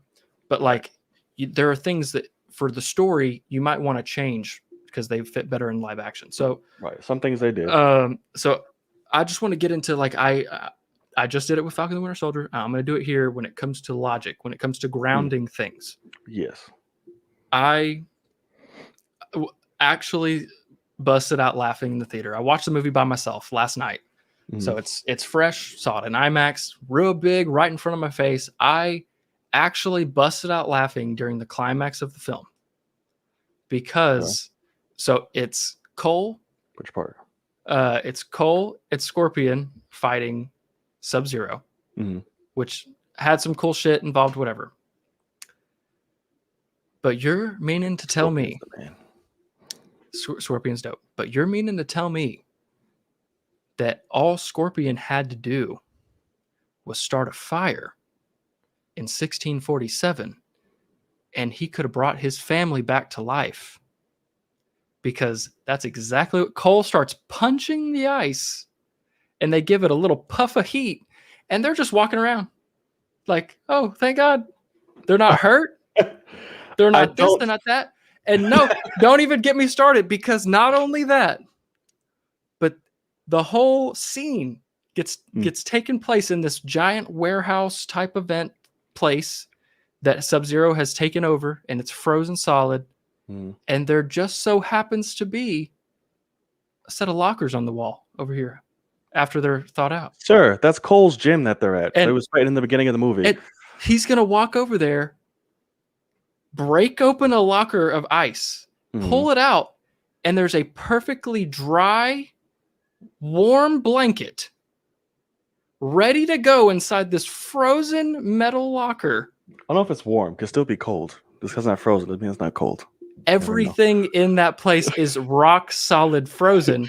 It's this closed. Blanket, within the locker, it's closed. I don't know if it went inside. I don't know. So anyway, so that's just like, that was one of the first, like, I busted out laughing. But then even to the point of like, when it became like, I'm looking at the script and what the filmmakers were doing was in the opening scene because it was dope. The first 10 minutes was fucking phenomenal. Except, like, whoa, where are we going? For the fact that, okay, this was so funny. I couldn't believe I had to come home and pull it up on HBO so Max. Hold on. So before I want to do the fire thing that you said with the family. Yeah. I'm going to chalk this up to you. I don't know if that had shit to do with it. I don't think his family was dead, to be honest with you. I just think they were just captured in there. And frozen, because that was the intimidation thing to bring Cole here and all that good shit. I don't think they were dead. Because if they were, like any other motherfucker, he'd just be like, okay, you're dead. The daughter is the bloodline of Scorpion, so he would have wanted to kill the daughter. Right. I think he wanted a 2-for-1 type shit. So which plays to the story aspect. Why not just kill the motherfuckers right then and there? You're right. I don't think they were dead. I just think they were just there, and that was it. The fire thing could play an aspect. They were just frozen. They looked as dead as the mother and son at the beginning of the movie. No, because they didn't have a fucking icicle through both of them. So it's like they were stuck to walls, frozen with no skin color. They were just they're just pleasantly preserved. That's it. That's not how it works. So that I will say, I don't know what he. Sure. I personally don't think they were dead, and if the fire element was like to wake them up, like, sure, maybe he breathed life in them when he saw the resemblance, like, no, fuck you, you're coming back to life. I don't know. So I'll give you that. Cool. So okay, continue where you was going to go into with that. But in the opening scene, the part that like I couldn't believe it was happening, and this is something everyone else is going to look over, but I could not believe this happened. So naturally, so Scorpion is from Japan, correct? And Sub-Zero is from China. Because as Sub-Zero walks up, his subtitles say words in English, but then it says Chinese. So they're letting you know these two people are from different places. They speak different languages. They're giving you that. Right. He then Sub-Zero then talks to Scorpion's wife in Japanese, so he knows Japanese. Yeah, and she's able to understand him because they're speaking the same language. He kills him, and then Scorpion shows up, and he's about to fight Sub-Zero, and Sub-Zero gives him a whole spiel about why he's going to kill the bloodline and how he needs to do that, and we're getting to read that, and Chinese. He says it all in Chinese, to where Scorpion literally says, I don't understand what you just said, but I'm going to kill you. Well, I'm about to fuck you up, son. Right. And the fact that, like, Scorpion's got no idea about this whole bloodline thing, or, like, oh, yeah, the prophecy, where'd that come from? That's so it's like whatever, but I could not believe that we're watching these two. That is literally, I just killed your family. And then you're standing there 10 feet from me, and I start talking to you in French. And you're just going to let me finish? And then say, hey, man, I don't know what you just said, but I'm going to kill you. like, that's not going to happen. And I couldn't believe it. But I then want to teleport to the end of the film. I want to teleport to the end of the film where Scorpion comes back. He gets brought back from hell. Cool, whatever. Yes. Everything's speaking in Chinese, except for get over here. Says that in English. Japanese. Japanese. But he says get over here in English. It's the one thing he says in English. And then also, would you admit that Cole Young obviously has a very American lineage in the past couple, in the past 100 years, seeing as he has no accent. He's the whitest Asian guy. I mean, that was like generations. So there's some mix in there, I'm sure. So Scorpion starts talking to him in Chinese Japanese, and Cole just understands. We don't know if he understands. He never really responded. He was just kind of just like. That's my point. Is like he's just like dope. Exactly. He's like, you're a great grandfather of mine. I appreciate it, man. He's like, I don't know what. Thank you. That's all I can say is thank you. Like I don't know. That's the thing. Is like I'm sitting there going, what the fuck is this movie? And so that's the thing. Is obviously like he could have grandparents that spoke whatever, but like they should have had some of that because he had the whitest wife and the whitest daughter. Listen, and motherfucker, there's a lot of people who down from some fucking lineage that do not speak the language that they're from, and their parents are purebred. Yeah, so that's what I mean. Is like, so when all of a sudden this guy starts, I was like, he has no idea what he's saying. Like, right? I'm like, I can't believe that this is in the movie. So I just, but that's real life. That shit happens. I'm like, motherfucker, I don't know what you said, but thank you for saving my fucking family and helping me out and shit. He didn't say that. He didn't. It was just like a respect. But it's physical. You know what just happened? This motherfucker literally, he's an ancestor. He just helped you out. That's But this is a movie, John. This is a script. You're not going to write a script where it's like, I'm going to write these two characters having dialogue. They don't know what each other say, but I'm just going to have them talk anyway, back and forth. And like, whatever. But there's no back and forth. We're just talking and this motherfucker's listening. And that's it. He's like, take care of my fucking family. That's it. That's all he said. Take care of my fucking bloodline. And then he's just chilling like. And Cole's like, I hope he didn't just say he's going to kill me next. Like, right. But sometimes that's reality. That's what happens. Like, I'm not going to understand my fucking lineage, what they come up to me talking. I'm like, all right, cool. Okay, so you saved me. Thank you. Okay. So I've got some other logical issues that piss me off a lot. Another thing is, so they get everybody to Raiden's place. Yes. And you've got Sonya Blade there. She doesn't have the marking. They're like, hey, you can stick around. Right. They're like, you're not going to fight with us because you don't have the marking. You're going to be detrimental to the team. But you can stick around because why not? And then they look at Cole 20 minutes later and say, hey, man, you've got the marking, but you're not getting your power. Get the fuck out.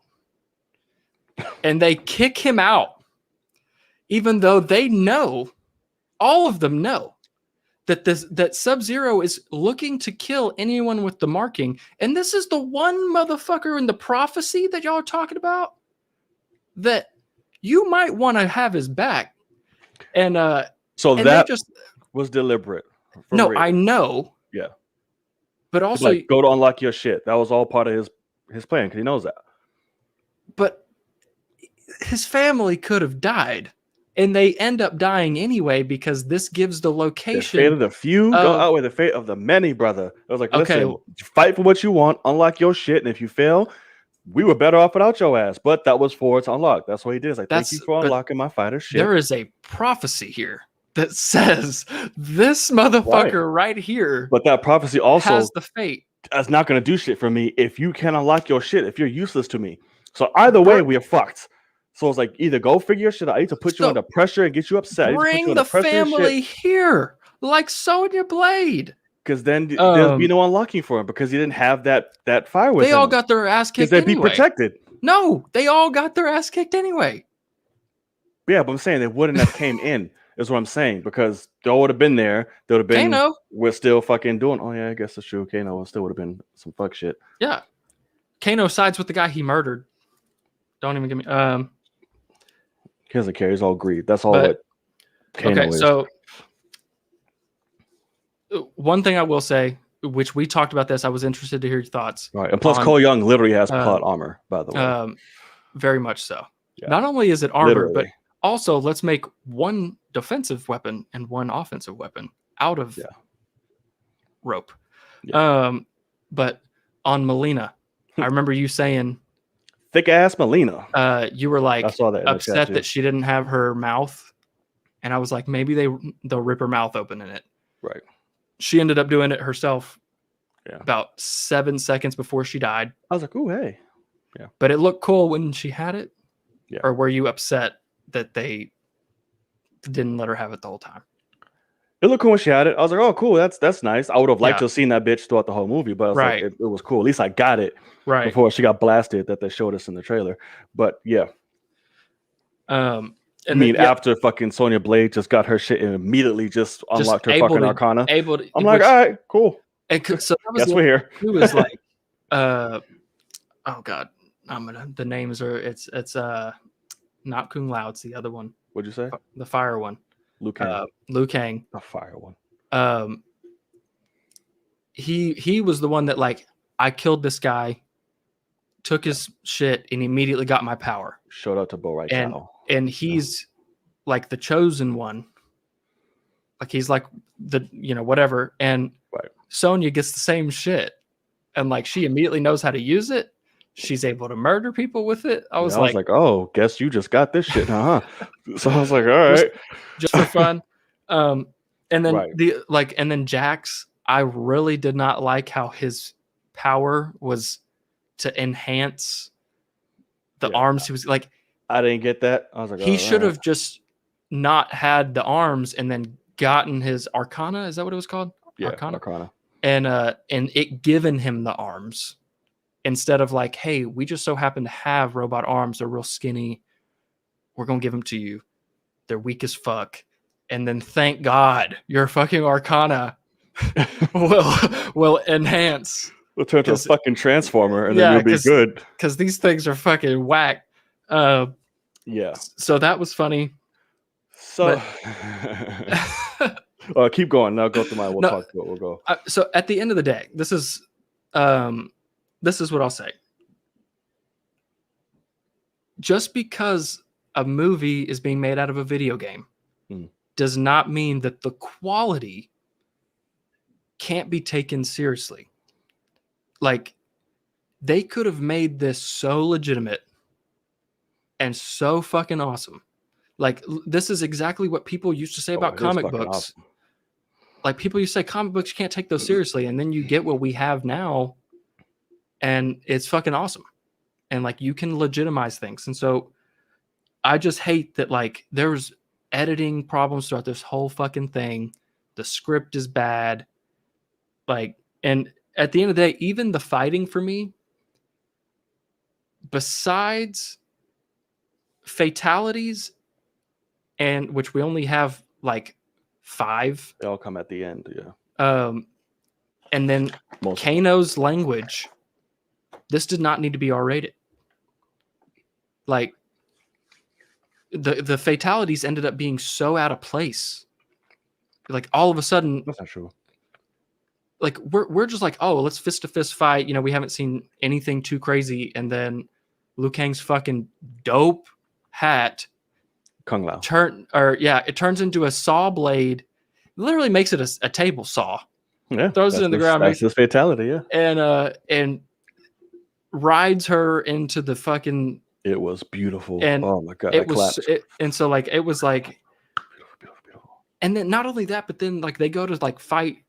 Like all of a sudden it's like, hey, let's take the offense to them. Like, hey, you can teleport us, right? Wow. And it's like a montage of killing all these fucking super powerful people like they're nothing. And I'm like, because we got our shit, bitch. We ready now. and so it was just, I really have to admit that, like, if they bring everyone back that was a part of this movie when it comes to director, writer, and editor, I probably just won't watch the sequels, because the movie is not a good movie. And like, if you're only aiming towards people that play your one video game, you are not doing your job. So I wish, I wish it wasn't, you know, I went in wanting this thing to be fucking awesome, and the fighting is cool. And I actually don't even hate Cole Young, you know, whatever. I think it is weird that, like, everything about this is, I honestly kind of look at Shang-Chi the same way, but they make it into the story to where it's the way it's supposed to be. But like, our main characters, yeah, they're Asian, but they're white as fuck when it comes to their voice and their accent. And it's like, you don't have to do that. Not everyone's like, Asian has an accent. No, but like, it's the point of, like, this whole movie has always been like, hey, we're getting Asian representation, where you know, all this stuff, and it's like, but you bring in a guy and you make his name Cole Young, which is the worst name I've ever heard in my fucking life. You could have made this name awesome. It's a brand new person. You could come up with whatever the fuck you want, and you make his name Cole Young. And which I actually know a Cole Young, and he's 5'4", and he's a rich white boy from Central Texas, and he looks like a Cole Young.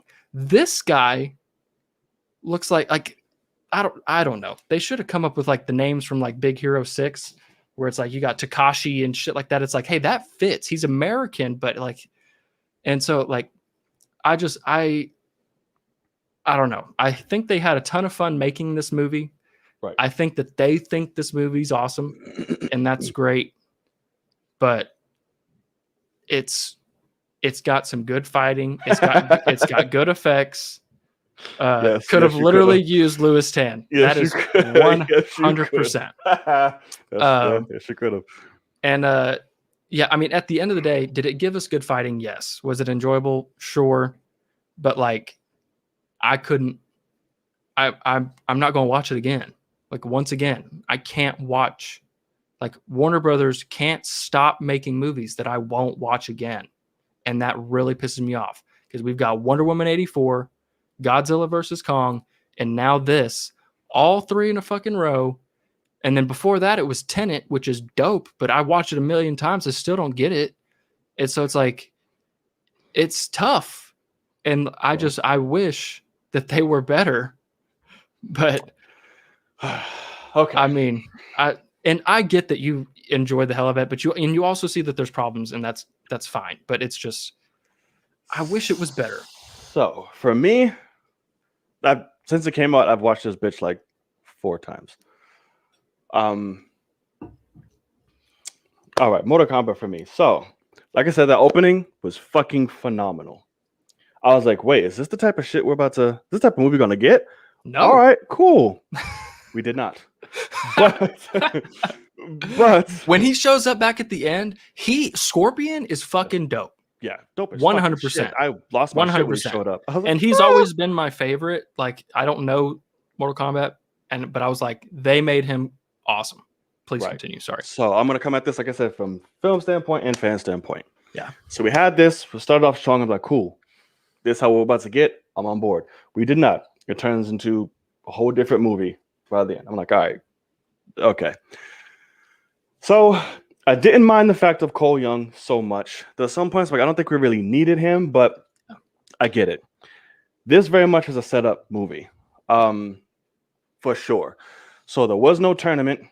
To be honest with you, there was no fucking tournament for the past, I don't know how many games. It's been completely a whole different story. It's been, to be honest with you, if you would have brought the motherfuckers from NetherRealm to write this film, I would have been completely on board, because their video game story modes are phenomenal, especially the latest Mortal Kombat 11. Fucking great. Really? So I would have been cool with that. But it hasn't been about the tournament in fucking years. So they branch off. They're a lot more invested. There's a lot more in depth and all of that. So understandable. I'm sure that will follow up in the next sequels. Sure. And I'm sure for there, Liu Kang will have a greater purpose going forward as well, just with the setup for what I'm seeing, what they did now. Kano was a fucking standout for me. That man was fucking great. He was hilarious. Yeah. Arcana, that's interesting and new. I was here for that. I was like, cool, that makes good for a live action type thing, but some of the execution for it, like Jax and all that, I was like, I need a little bit more reason onto why that shit just happened. But I'm like, okay, fine. Yeah.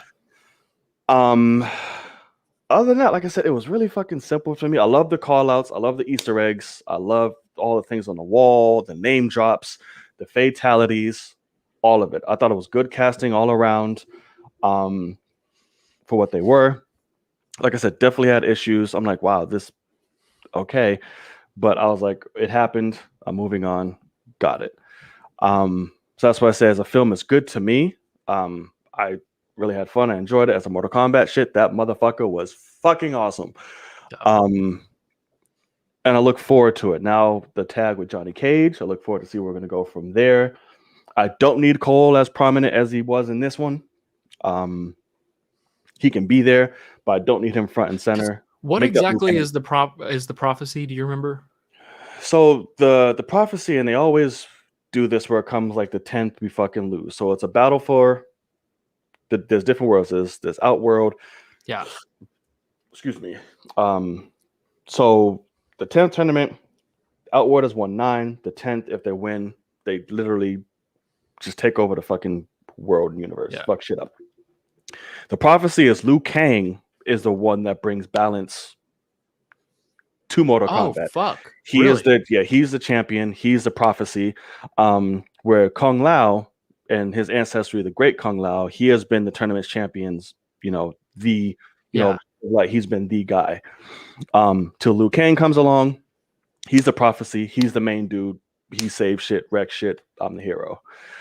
And that's essentially what it's been. It's been a battle for the worlds, and that's what it's been until the video games expanded greatly upon that. And like I said, it's become less about the tournament and more all type of different worlds and shit. And then, so in the movie, they just made it to where it is a descendant of Scorpion that has that, and so the descendant of Hanzo Hasashi will cause the rise of the champions to overthrow. So the prophecy's been fulfilled. Correct. Unless the tournament is won. Okay, so the champions have to be brought together. Very right. So I'm just like, well, that's fine. Like I said, just with the rise of them through his blood. So we got you here with us. Cool. Liu Kang's about to whoop ass and take shop. Cool. You brought us together. I really wish Kung Lao didn't die, because that sucks. I was like, fuck. Because I will admit, I didn't think the actor was doing a phenomenal job acting, but the character was fucking awesome. I loved both. I thought that the character was so cool. It had the cool, like, even though Kano kept making fun of the hat, I was like, it's the coolest fucking thing we've got yet. I mean, it was dope. So, and as he didn't die, knowing as important as Liu Kang is, to see him kind of dumbed down a little bit in this film hurt. But again, this is supposed to be brand new. It's before all of that. I'm guessing he's still coming to his own, I guess. But just to know who Liu Kang is, I'm like, this sucks to see him getting his ass rocked a little bit until he woke the fuck up at the end. It was like, okay, hi Liu. Because that was like too. Was like Cabal was fucking sick. Cabal is sick though in general. Yeah. And then they just like, let's just kill him, like nothing. Like, it's time to get fucked up. I know, but it was just, he was so dope. Like being able to move that quick. It was like they used him well.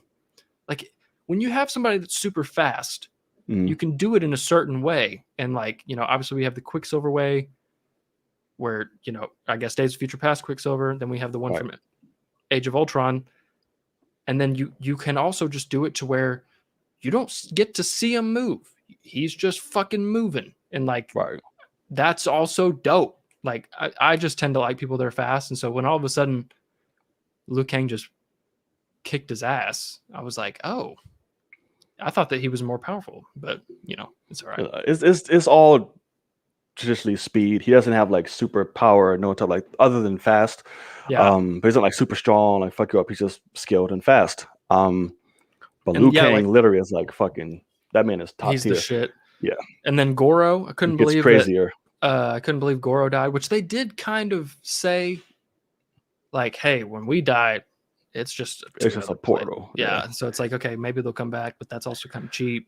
Yeah, because it's well, in the case of Sub-Zero, it makes sense because against Story Lord, he's gonna come back, but he won't be Right. Sub-Zero. He won't. He'll be Noob Saibot because that's where His name is what? Noob Saibot. His name is Noob. Yeah. They might want to change that. So that's his character becomes after the death, and his brother takes on the mantle of Sub-Zero, and his brother is the good Sub-Zero. We know. Fucking dope. Yeah. Okay, So cool. That's why at the end, when he was like, "Fuck this shit," and he took everything off. He was in all black. I was like, "Up, noob call out, got it." Okay. Cool.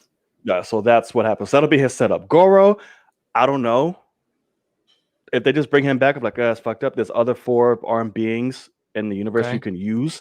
Sure. Instead of just bringing him back. So I don't know what they'll do for that. That Raiko motherfucker was useless. The one that Jax fucked up. I was like, you were just there to die because you're just sitting here running and screaming for 2 hours. Just please sit down. So I don't know if we'll get Katana. So there's a lot of stuff that we'll get. We're definitely getting Johnny Cage, obviously. Yeah. It was good setup. This was a pure setup film. I think it did a good job setting up for that. I'm excited to see the potential. And yeah, that's what I thought. I loved the film overall. It was fun as shit to me. But obviously, as a film standpoint, it has its issues for sure. Yeah. For sure. But okay. So we can keep this conversation going here. So let's talk about some bullshit that we find out and whatnot. But in the meantime, I am putting the link in the chat right now for y'all to come on and join us. We already know 2 we expect. There better be more. All right, if y'all watching, we have 21 people in here right now, which is awesome. Thank you, fucking welcome. And that keeps fluctuating, keeps getting higher, low, keeps going back and forth. So if you're watching this now, use that link in the live chat. Come on, talk to us, ask a question. It could be whatever that we had here, whatever that we might have missed, or talk to us. All right, so here you go. So we have that, and let me see, what else am I missing? So I guess that's a good question. Who is Johnny Cage? Would you do a nobody like these other guys? Kind of could if you wanted to. I've seen a lot of stuff for Scott Adkins. I fucking love Scott Adkins. Okay, my God. He's not an Oscar-winning actor by any means necessary, but again, I expect him to go for more lesser known people and actors. Okay. So if you're going to go do that, do him. He'd be great. I know a lot of people said The Miz. I'm like, get the fuck out of here. That's dumb as hell. The Miz literally is Johnny Cage, but I don't think he. But he can't fight worth a damn like that, and I need a little bit of better acting. Right. But I saw that Boss Logic or somebody did a mock-up or somebody did, and I was like, no, he's too big, and he doesn't have the martial arts skill at all. Right. Because that's one thing I love about this. Everyone who's pure knows what they're doing. Yeah, it worked really well. I mean, Ryan Reynolds, I don't think he'd do it. He's he's older. Ryan Reynolds, no, for sure. But it'd be interesting to see. Because that was kind of what it ends up being is they're going to replace Kano as the funny guy. They're like, okay, we killed this one. Now we're going to bring in another one. Well, yeah, Johnny's going to be hilarious. But he should be. And I mean, I will admit, Kano got on my fucking nerves for a lot of the movie. But if I laughed, it was from him. Wow. Right. And literally, the one time I remember was when he's fighting and he keeps doing the sweep kick. Oh. And he literally does it twice, and I was like, "This is fucking stupid." It's not. That's a callback to the game. That's spamming. And I was like, "This." I was like, "This is so stupid."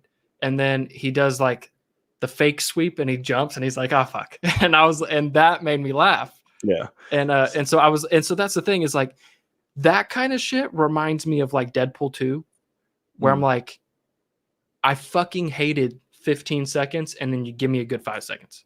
And like, I'm like, Oh. I'm outweighed by how much I hated it, but it's still like, I laughed, and I can't say I Oh. didn't laugh.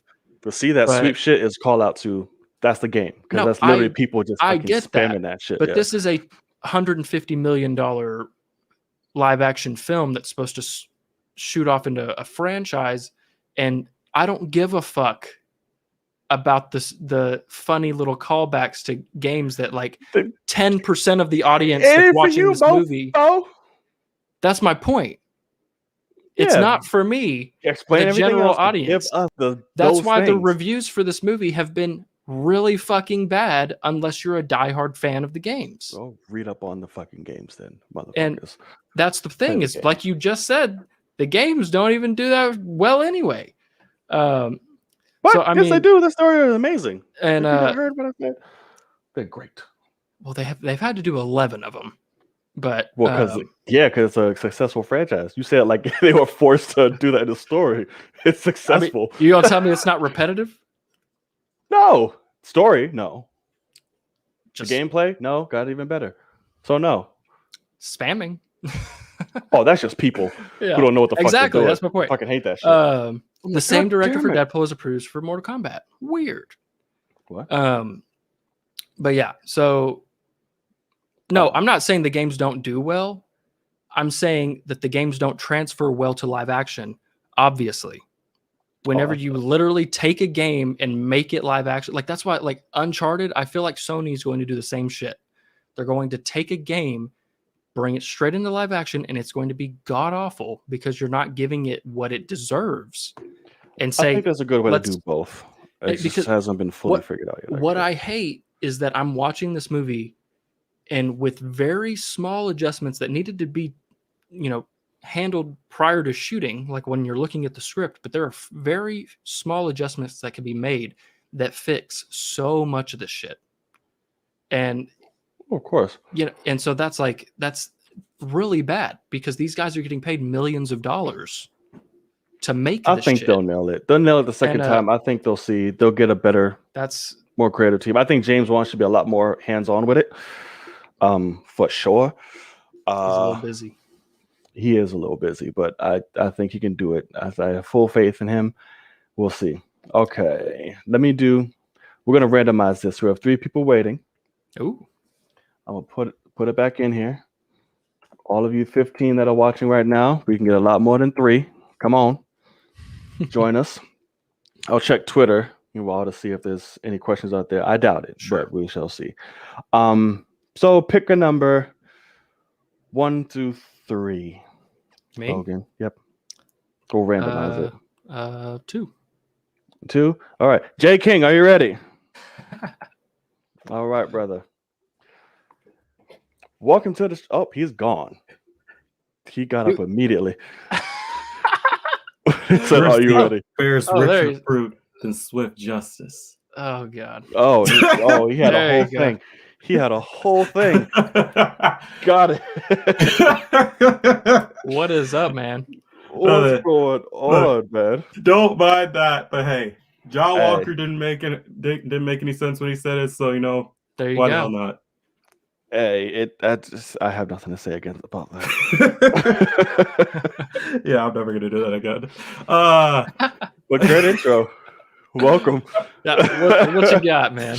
Right. Okay, so we've definitely had a busy weekend of entertainment, as I must say. Quick thoughts on it before I give my question. Invincible, crazy. I can't believe we're almost at the end though, but I definitely have been enjoying my time. Falcon Winter Soldier, loved the finale. Definitely loving the fact that Sam has now finally taken up the mantle, and I'll get to that more when I get to the question. Mortal Kombat, definitely enjoyed it. As a viewer, enjoyed it. As a fan of Mortal Kombat, I enjoyed it. I already said it in the chat, but Melina thicker than a bowl of oatmeal and finer than fine wine. Yes, she was so damn fine. Mouth and all, give it to me. I don't care. All right. What that mouth do? But I'm scared. Pain. I'm scared, but okay. I'm being serious though. Yes. Question. And this is actually 2, but they're both quick. In the terms of Invincible, because we're about to be done with it, where I'm at currently, because I told you guys before that, with this, I started reading the volume. And I'm not going to say too much because where I'm at isn't too far from where we're about to be. Okay. But I will say that in the future, there is a certain thing that happens to Mark where he ends up in a universe we kind of know from another franchise. Let's just say there's a certain team up with a certain wall crawler in that run that happens apparently. 0% chance. 0%? That's what You don't think they? they can maybe pull some strings? No. I don't. I don't see. If they do, that would fucking. First of all, I'd be highly intrigued. I'd be like, wow, Sure. wow. Sony's also a bitch, and they don't want to. They're very hesitant about anything that would make more sense or success than what they can provide for the character themselves. So they'll probably be like, if this happens, they'll probably be like, oh, another thing that they're better at than us. We don't want to do that because they're stupid. So I doubt that would. I don't know. Well, I mean, Marvel owns the animated rights to Spider-Man, so I can see. I think I more so want to see it because there's this one interaction Mark has with the Avengers where he's like, "Okay, you're called Spider-Man. Let's see, Clawman, Flagman, Robot Man, Fabio Man, Batwoman, and Black Man." Gotcha. Luke Cage, by the way, he said Right. that too. Okay, the other quick question is I see it. for Falcon and Winter Soldier, because as we know, this was supposed to actually be the first Disney Plus series to happen right after Black Widow, and technically our first look into Marvel Phase 4. But of course, the pandemic happened, so what can we do about that? But do you feel with this, if this had come out at the time it was supposed to, that this would feel like a good beginning for Phase 4, with what it sets up? Because I'm pretty sure Sam becoming Captain America is going to affect the wider Marvel universe. There's hints at it that it may affect a little bit of stuff in Spider-Man Far From Home. We know maybe that Patriot is coming. We have other characters that are going to show up: She-Hulk, Miss Marvel, America Chavez, and Doctor Strange too. Sure. Do you think that if this had come out at the time it did, it would feel like a good, okay, we're no longer in the Infinity Saga, we're now in the new generation of the Marvel Universe in the MCU? All right. Do you have any take on that? I feel like if it did come out at the time that it was supposed to, but I also feel like at the time that it did come out at, it feels like a good beginning. And I definitely see where a lot of people are like, WandaVision was a lot better. And I had this conversation with Agasan, I think it was last night actually. But I'd say that WandaVision and Falcon and Winter Soldier have two different reasons to like them. WandaVision for the dark, twisted mystery that's hiding behind the sitcom, and Falcon and the Winter Soldier for the legacy of Captain America and getting to know more about the characters of Bucky, Sam, and more characters to be introduced within the MCU for whatever Kevin Feige and the others got planned in the future. So I feel like it's a great beginning. WandaVision technically now is the beginning, but Falcon and Winter Soldier is a good beginning because I feel like Sam changing things, becoming Captain America, and John being the US agent and everything like that, and Bucky going past the whole Winter Soldier thing to hopefully maybe be called White Wolf next time. I think this is definitely going to change it to where, more characters will be like, maybe I couldn't do this before, but now maybe I can. Again, I feel like it's a good start, though. Yeah. Okay. It's a great question. Well, great question as always, good sir. Where can the people find you? All right, plugging myself then. Okay. Again, Yes. okay. So always. You'll be ready for that. Yep. So you can catch me for the most part. Again, I said this before, but I'm always on Akasan streams on Twitch. You can usually find me in the chat there. I also do the thumbnails for him, a good majority of them these days since middle of last year.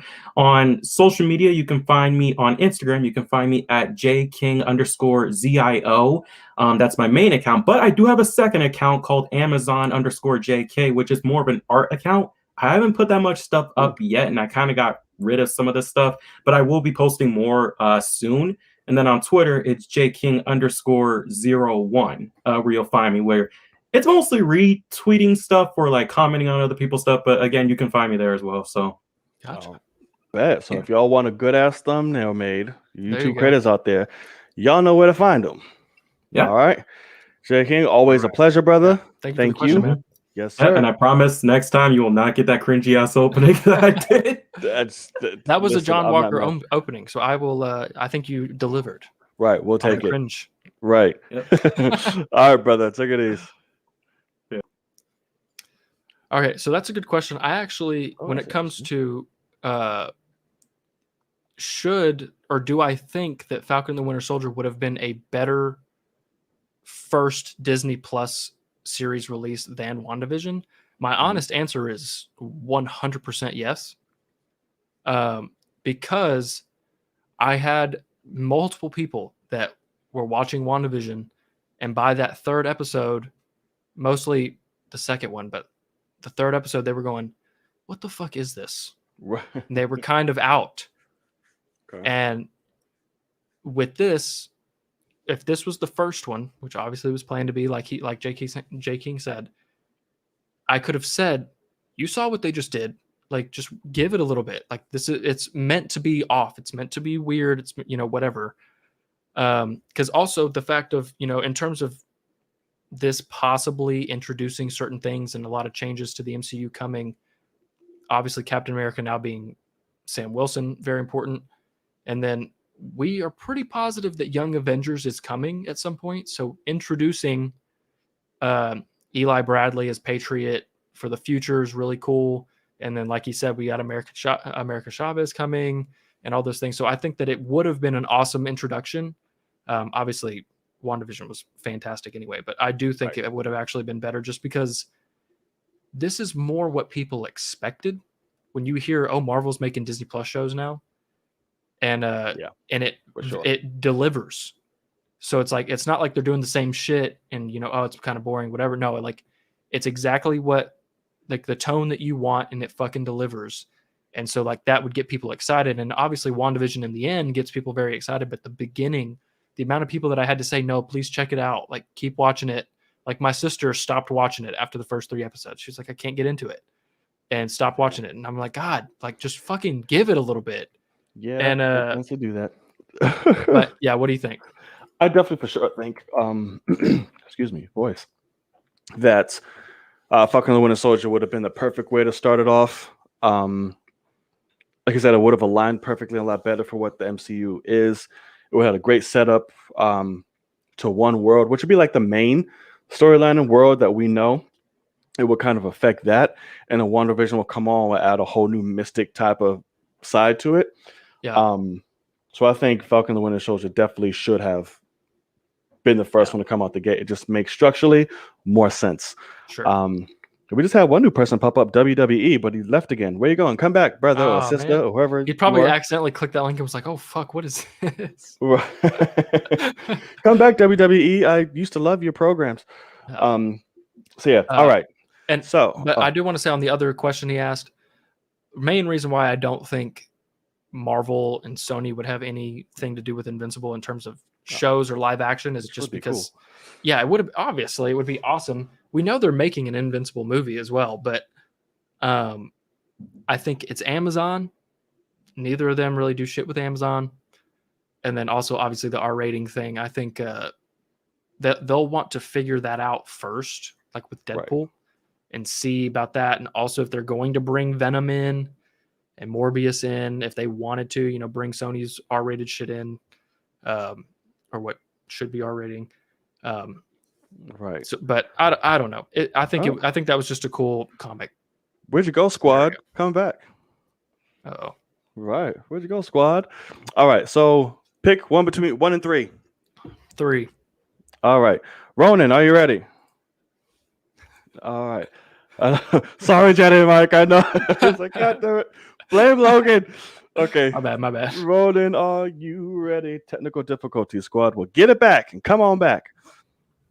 Hey, boys. Ronan. Excuse me, looking very festive, all Hawaiian and shit. What's going on? Thank you. I just got my Californian vibe right now. I'm like, there you go. Right, the weather's good. You have a Long Island with you? Nah, he's got that Anthony Davis is back in the lineup.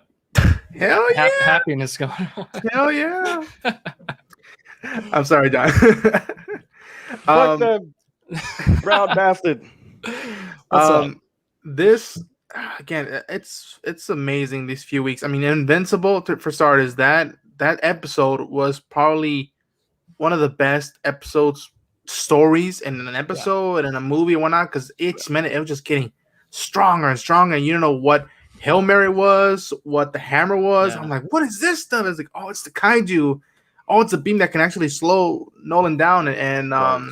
this Friday's gonna be bonkers. And I feel that this show is sort of like how Rick and Morty started, where it was like ballistic and it was small. And I mean, it's not small, but people are still like finally starting to discover it. But it's like it's gonna get crazier after the first season ends. And Carl Lumley and Wyatt Russell are the MVPs in my opinion for Falcon with the Soldier. And Yeah, Carl. God bless him, because that ending was it hit home. But my question is, do you okay? So May is about a few days away. We're getting Bad Batch. We're getting Loki down the road. We're getting Love, Death, and Robots from Netflix, which is an amazing anthology.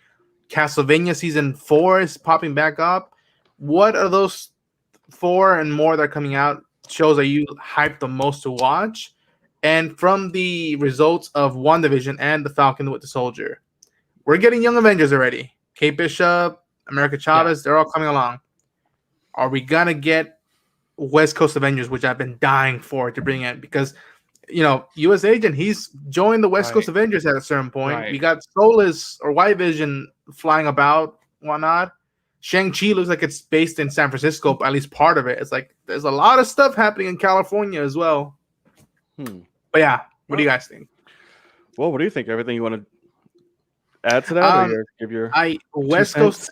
As the more I delve into comics, the more I see shows and movies popping up. I'm like, go for the weird stuff right now.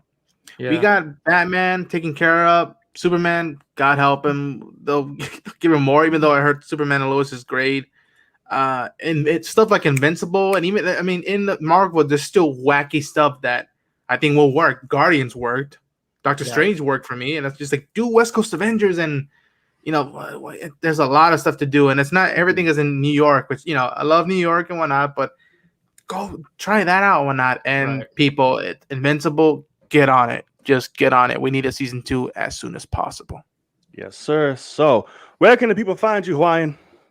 The people can find me on Ronan Unchained on YouTube, on Twitter, and on Instagram. And once in a while, I am lucky and fortunate enough to pop up on Oxygen streams, with John Roca of the Schmodown Network, and nice. Once in a while on Kessel Run Transmissions, a nice Star Wars channel that I'm fond of. Yeah, love them. All right, brother. Well, you guys know where to find him. Make sure you go check Sir Ronan out. Show your love, show your support. As always, brother, it's a pleasure coming down with the badass questions. Stick around per usual, and we'll see you next week. Pleasure, guys. Keep up the good work. Keep it up. Thank you. Thank you. All right, brother. All right. So I don't think they will do that. Sorry, Ronan. I think it's a lot as of now. It's a lot of Avengers to try to throw out and do this Avenger, do that Avenger, do this, that. I think they'll just kind of merge the things together for Young and keep it, because there's a lot of groups they have to fucking knock out. Right. So I think for sure that they won't go West Coast. Well, so it really kind of depends, because what it becomes is, we had the Avengers, and they are worldwide. Like they can go to Sokovia, they can do this, they can do that, they can whatever. So then you get the West Coast Avengers. Obviously, that doesn't mean they have to just be West Coast, but it could be a thing where they decide hey, let's do ensembles, but keep them smaller, because we don't. It's going to take a while, and they also might want to distance themselves even more from a Thanos level event. Yeah. So we have big shit. Right. So we have Young Avengers possibly coming. That could be a Disney Plus show. West Coast Avengers. We have even Moon Knight could be a part of that. We've got a lot of things happening. So I've always I'm Illuminati. Thunderbolts. I like the idea of. I do think Thunderbolts is the most possible of what we're getting. But hell, it could be the tease that they're giving us with Val and U.S. Agent could be a West Coast Avengers thing of saying, hey, Captain America is sticking to East Coast. He's a DC. He's a Philly Probably guy. stupid. I would hate He's that. a New York guy. Captain America. I agree, but he also is not a super soldier, So I mean, he could. He's They kind of say, hey, go save the cat. There's the guy in the water. They can't just go get him, because they arrested him just fine. Whenever Bucky and what's his face were like, oh, let's say a quote and walk away. Like they arrested him just fine, but they can't get this guy in the water. Just point guns at him and pick him up. Anyway, so because that's all they did at the people on the ground is pointed guns at him and cuffed him. But I don't know what exactly they're doing. It's actually really fun to not know, right? Because I think that I think Doctor Strange could throw a giant wrench into things and really kind of take us on our next jump. Which WandaVision I think will eventually be a great story that's mostly a prequel to that. And then I think Falcon the Winter Soldier is kind of just, it really was about the legacy of that shield and telling a good story about, America, about race, about, veterans and how they are treated. Like they just wanted to tell a good story, and they knocked that out of the park. And you also got to remember we've got Loki, which could throw a bunch of shit out of whack. So I mean, I don't know what to expect here. Because it is true, Shang-Chi is I think he's a San Fran guy, or maybe more of an Oakland guy. There's a large Asian community in Oakland that could be kind of focused towards that. So they could do something like that. I mean, it is true. It is weird that like all of a sudden you're getting, you got White Vision, you've got, Scarlet Witch. If she pulls out, she could, go over there. We've got Moon Knight coming for sure. So I don't know. It's possible, but I think that we're going to be in small storytelling up until probably Doctor Strange, besides Eternals, which will be, right, very different. Big boost now. Yeah. Yes. I All might need to watch something she's made. Well, you might have to now. Yeah. Jedi Mike, you've been patient. Are you ready, sir? You've missed all the roulettes. I'm sorry. All right, here we go. Welcome, Sir Jedi Mike. What up? How you guys doing? What to do, brother? Thank you for being patient again, like we said. I saw you in the chat. You were like, I'm screaming, let me in. No, because there's some points that you made. I was agreeing with you, Logan, and some, but yet I was agreeing with some of the things Knight was saying. But no, I was kind of getting frustrated, not at you guys, just like my memory of watching stuff. First, Invincible, the best episode, with the season.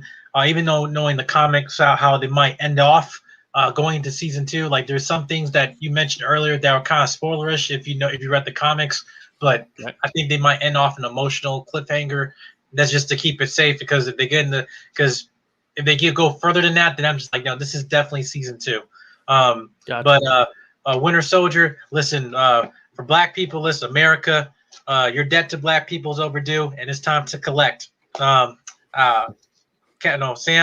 being Cap, I mean, it was. Speech and everything was good. The costume, I felt they should have made the white maybe gray or something I think they're going to do some moderations of it, but I'm thinking of it in the same way that the first Captain America, first Avenger, it was bulky, and then we'll go down the more stealth route, because the one he had in Winter Soldier, like the stealth one, that was the best costume of all of them. Yeah. But I think they might do that. But other than that, it was good.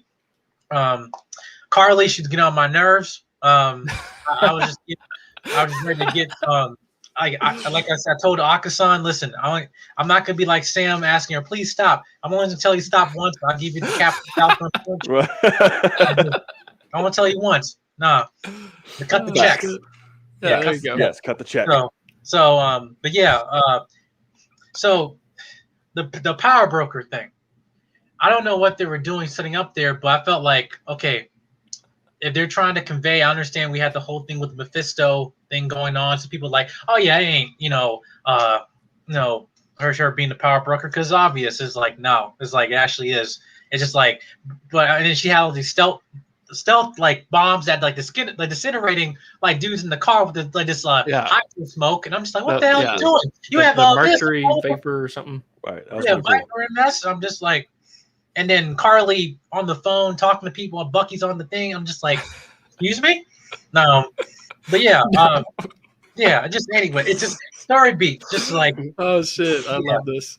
Yeah, Walker, I thought that ended off a little bit weird. One is like, we could put court-martial you, but yet you came back as Captain America when we told you not to. And and then you come back, hey, I have the suit now. It's black. Thanks, Val. I'm back, babe. See you later. Yeah, what the fuck is that? Yeah, it's not government sanctioned. All right. Yeah, but finally with Mortal Kombat, let's get into that. I have the question for the night. Who is Johnny Cage's ex-wife? What do you mean? Like future ex-wife, like Sonya? Sonya, right? Who's the character, right? Johnny Cage and Sonya have a daughter, Cassie Cage too. So, I'm like, what was the whole point of Cole Young when they could have just put at a main character? I know the reason why they didn't want a white family or white character to be the predominant force for a type of Asian type of culture, but at the same time, it's still Mortal Kombat. It's not like you're using a random. It's the character. So what they could have done is have Johnny Cage been the well, at least not the main character, but at least in some way of just like you be following his story, and Sonya Cage would have been irrelevant because that would have been his ex-wife, and she already had the marking. And then what happened was Melina would have killed her, and which made Cassie Cage try to get in again to the tournament, hence avenging her mother. That will be the reason why she's fighting for Mortal Kombat. It's a way to beat the character. I made a better movie for you right there. So thank you. Like you just mapped this whole shit out, didn't you? You just. I had the notes. I love it. I'm like, and in the screenwriter, Greg Russo, this is his first time directing or writing a movie. But then there's another. And you're right, but here's the thing: don't get too rushed, because listen, there's also a guy named David Callahan. You know what? He's a screenwriter for another movie that had broken plot storylines.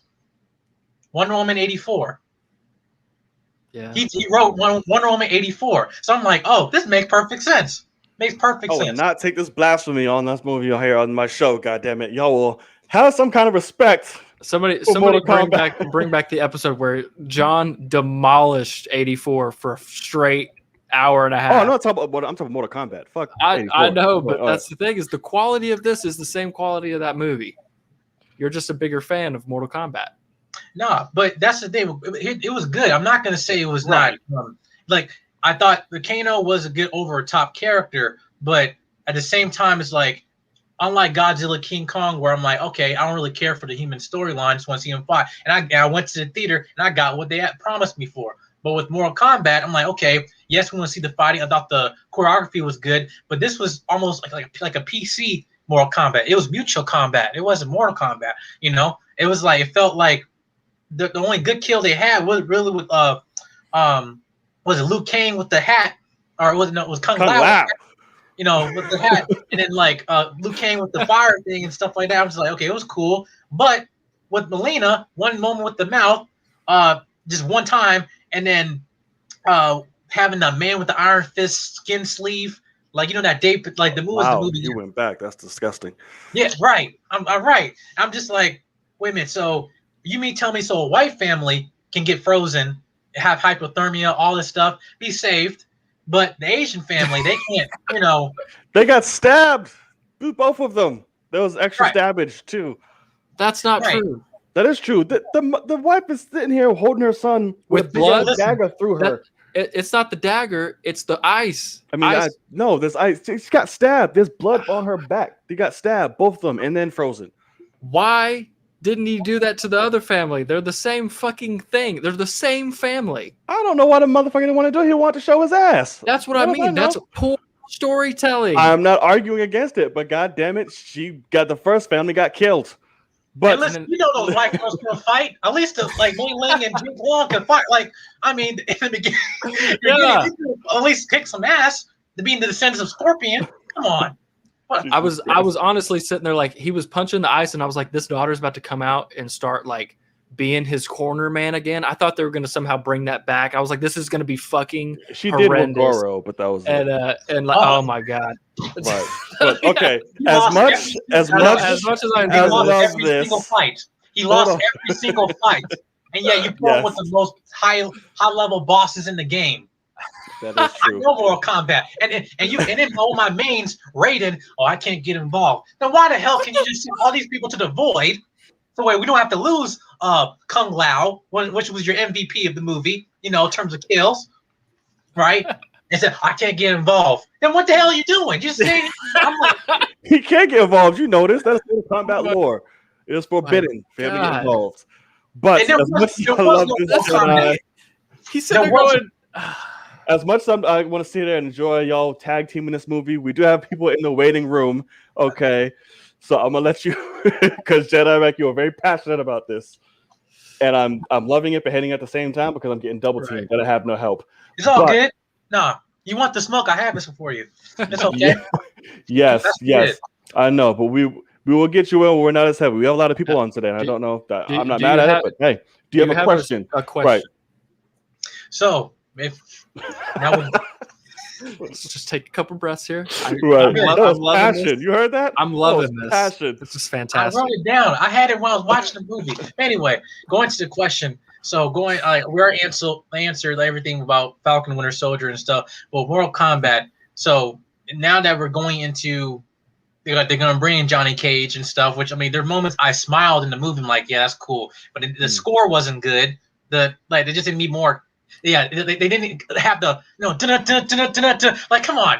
But anyway, what characters you think they're gonna come in, and what do you use for Kung Lao? Or not for Kung Lao.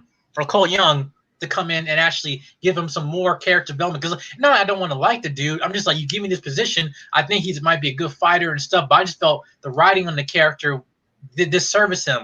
And I'm just like, what do you think they're gonna direct him with adding more characters in? You know, and actually get into the tournament. Because you say you bring in armies, you know, like what do you think they're going to go to in terms of having not having the main character be Scorpion or Sub-Zero, which that could have been an easy story for you, but Yeah. Okay. Great All question. right. Coming in hot. I know. I appreciate Jedi this so Mike. much. Where can Okay. they find you for more things like this? We will have you back and we will finish this conversation. But where can we find you, brother? yeah, you can find me on Jedi Mike 7 on Instagram. I'm a graphic designer, artist, and stuff. But yeah, I will be having a channel this summer. I just want to thank you guys in terms of being content creators. I'm also on Akasan stuff and Team JVS. But I just said, you guys, I've been watching you guys for years. I'm now having like the confidence to actually step in and be part of this community and stuff. But I just like thank you guys for having me, man. But like you guys do a lot, even though my subscribers only pay attention. So It's brother, appreciate it. And when you launch that channel, best believe I'll do whatever I can to help you out, brother. Man. For sure. Thanks, man. All right, stick Take care. around. Keep all that triggerness happening in the chat. We'll finish this. Yeah. Thank you so much, Jedi Mike. Okay, so it's a good question. I'm interested to see what you kind of think. Hang in there, Taylor. We'll get to you, brother. With Cole Young in the future. So I think this was his setup. I think he'll be along for the ride the rest of the films, but Liu Kang will take centerfold as he should. I think they'll transition into Liu Kang. He'll be there along for the ride. We'll have our main characters like Johnny and things like that. He'll just become part of the crew, but I don't think it shouldn't be the case. He'll be the focus again like that. I think the reign should go back to Liu Kang, surrounded with all of our fighters and characters that we love, and Cole would just be an addition to that. I think that's just a cool segue to bring this in and to add more diversity, honestly, into Hollywood and film. But I think after this, it should be Liu Kang centric and just riding out. So I dig that. I think that makes sense. But also my question is, what we initially possibly thought was the case with this one, still a possibility in some way could Cole Young at some Oh. point become Scorpion? And could that, I mean, I guess he could. really be, because that's where this don't know. first movie is a disappointment for me, but I still enjoyed it. I mean, I enjoyed myself. But if they're doing a trilogy, or you said they're signed on for 4 movies, they usually 4. just go ahead and do one extra on the contract just in case, whatever. But let's say they're doing a trilogy. Can you imagine that? Some straight crazy shit happens at the end of the second one, and in the third one, this brand new character that you're centerfold in the first one is now back to centerfold in the third one as the iconic character. But you see this, I mean, I hate to say it, I don't expect this good of storytelling, but it would be fucking cool, because I mean, it does become a thing of he was kind of haunted by Scorpion in the movie. So it's like, if something happens where I don't know, because I will admit, like, I'm guessing this is lore, but like all of a sudden Scorpion's like, you freed me, thank you, and it's like, oh, you died a long time ago and now you're just walking again. Like, okay, cool. So it's like, could Scorpion now be killed again? And that somehow be it's in his bloodline. Not really. I think they'll do like a transference, because Scorpion isn't a character that just like dies. Nobody really does from like, he's a fucking hellspawn. Like, there's not right. Really. Excuse me. So maybe there'll be some kind of transference. Yeah. I don't know, but it would be cool, but they'll have to set that up really, really well. Yeah, I agree. All right, brother Tyler, you ready? All right, and here we go. Hey guys, how's it going? What's going on? Appreciate being patient, man. Thank you so much. Oh, no problem, man. You guys can hear me okay, right? Yep. Cool. First of all, that last live was funny as hell. I was dying laughing. He went in. I was overpowered. Oh man. I had 2 questions though. This my first one is for Logan, just because we've had experience playing this game before. And then the second one is for both of you guys on Falcon and the Winter Soldier, and also Long Division. It's going to be both at the same time. But anyways, so Logan, you were mentioning before how you may think that the Uncharted movie may not be good, which I honestly feel too, just because I'm not too sure about the casting and how I feel about it. Yeah. So yeah, but I mean, it's just like one of those things where we'll have to see, I guess. But with that, I was curious as to your thoughts on the Last of Us show, because that's going to be coming out on HBO too. And so far we have Pedro Pascal, who's playing as Joel, and they confirmed 2 other cast members. I honestly cannot remember their names, so I was wondering what your thoughts are about that. Yeah, Tommy as Gabriel, as Luna as Tommy, and that's correct.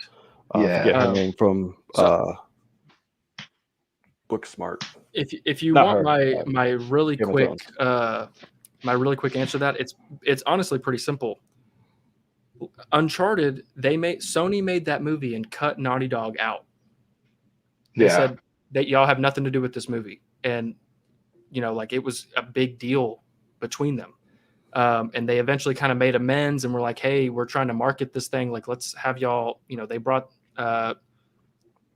whatever the guy is that voices Uncharted, his name's escaping me, but they brought Troy him to Baker. the set. Yes, they brought him to the set and all that, and kind of like try to say like, hey, like, he's cool with this. But like, the difference is HBO is like, Naughty Dog is literally straight up involved in every script of every episode. Neil Druckmann is like an executive producer, the guy that runs Naughty Dog. And so it's the people that actually create these characters. As it should be. They are chaperoning the live action version. And that is where, like, I fully expect, like, I think HBO dropped the fucking ball with Game of Thrones in the end, but they made great seasons there. And so it's not even like necessarily that I think HBO is better than Sony or anything like that, but it is, hey, like, John even kind of alluded to earlier with Mortal Kombat. If they had brought the guys in from the game and said, fucking do this with us, it probably would have been a lot better. So that's just kind of my quick answer. I appreciate that. Thank you. Thank you so much for that. Of course. And then my second question for Falcon and the Winter Soldier, that also ties in WandaVision. So in the past MCU movies, we have seen, a little bit of Wanda's story and a little bit of Bucky's story. Wanda was a lab rat working for Hydra so that she could fight the Avengers because she blamed them, or she blamed Stark for the death of her parents. And then she joins the Avengers. She falls in love, or actually, no, she then becomes a criminal to the entire world by the U.S. for helping Captain America. Falls in love, then watching her loved one die, and then the rest we see in WandaVision. And Bucky, Cap's best friend, fought in wars together, supposedly died, was given the super soldier serum, was experimented on, enslaved with Hydra, and then we all know the rest from there. So they both kind of have like similar stories that tie in with Hydra, but I want to know from you guys, from both Wanda and Bucky's story, like which one of them did you guys think had the better story arc? Oh shit! Oh fuck. Okay, and what are your thoughts on that? What are your thoughts on that, good sir? Do you have anything? Do you have any comments on that? Shit, I only planned on asking you guys this. So I don't okay. have to deal with it. That's a great No. I got you. Honestly, for me personally, with Wanda, like we knew the story about her parents before we watched WandaVision, but it was still good we still had to go back to see that from her childhood because we didn't actually see her childhood. They just told the story about it in Avengers: Age of Ultron. Thank you, Zane. From Bucky's point, we knew his story throughout the whole wave, like how much he meant to Steve, the torture that he's had to go through, and even having to be open to the possibility that he could be replaced by other super soldiers when Hydra found more agents to take over. So I think with him, with Bucky, I like that we kind of that we get to see everything that kind of ties into the timeline, but with WandaVision, we have to go back and like review her story. So I think that's why I like Bucky's story arc more, if that makes sense. I'm sorry. Sure. Okay. Bet. Great All question. right. And lastly, sir, where can the people find you? Mostly on TikTok. It is TCAM_2K16. I post a ton TikTok, of videos of Marvel, just making funny jokes, and stuff like that. I got a shout out from Sebastian Stan, so that was cool. Fucking dope. Oh, I remember you shit. saying that. Yes. That's dope. Yeah. And I will be making videos on Star Wars: The Bad Batch series coming out soon, and Sweet. then of course you can definitely look out for Loki once that comes out. But yeah, that's where you can find me, guys. Man. Bet. All right, brother. Great question. Thank Great you so question. much, man. Right. Thank you. And hopefully we'll see you next week. Stick around, man. Please. Yes, sir. You guys have a good one. Bye-bye. You too. You too. See it. Man, Great fucking question. great question. What are you thinking? That's tough. Damn. Okay. Fuck. See, it's easier for me. I'd have to say But- Wanda, to be honest with you. See, I agree. Because to be honest, Bucky's story didn't really hit me until Falcon and the Winter Soldier, where they really dove into it. Was like, holy shit, this, like, we saw the true haunt, we saw what goes. So like, we only got glimpses where Wanda like had to do some shit, like even throughout all these fucking movies, like, Right. and then the icing was Wanda, and it just, her shit left me in a wreck the whole fucking season. So I'm just like, I would definitely have to say Wanda. It's a lot more pain in terms of like heartache. Bucky is all mental.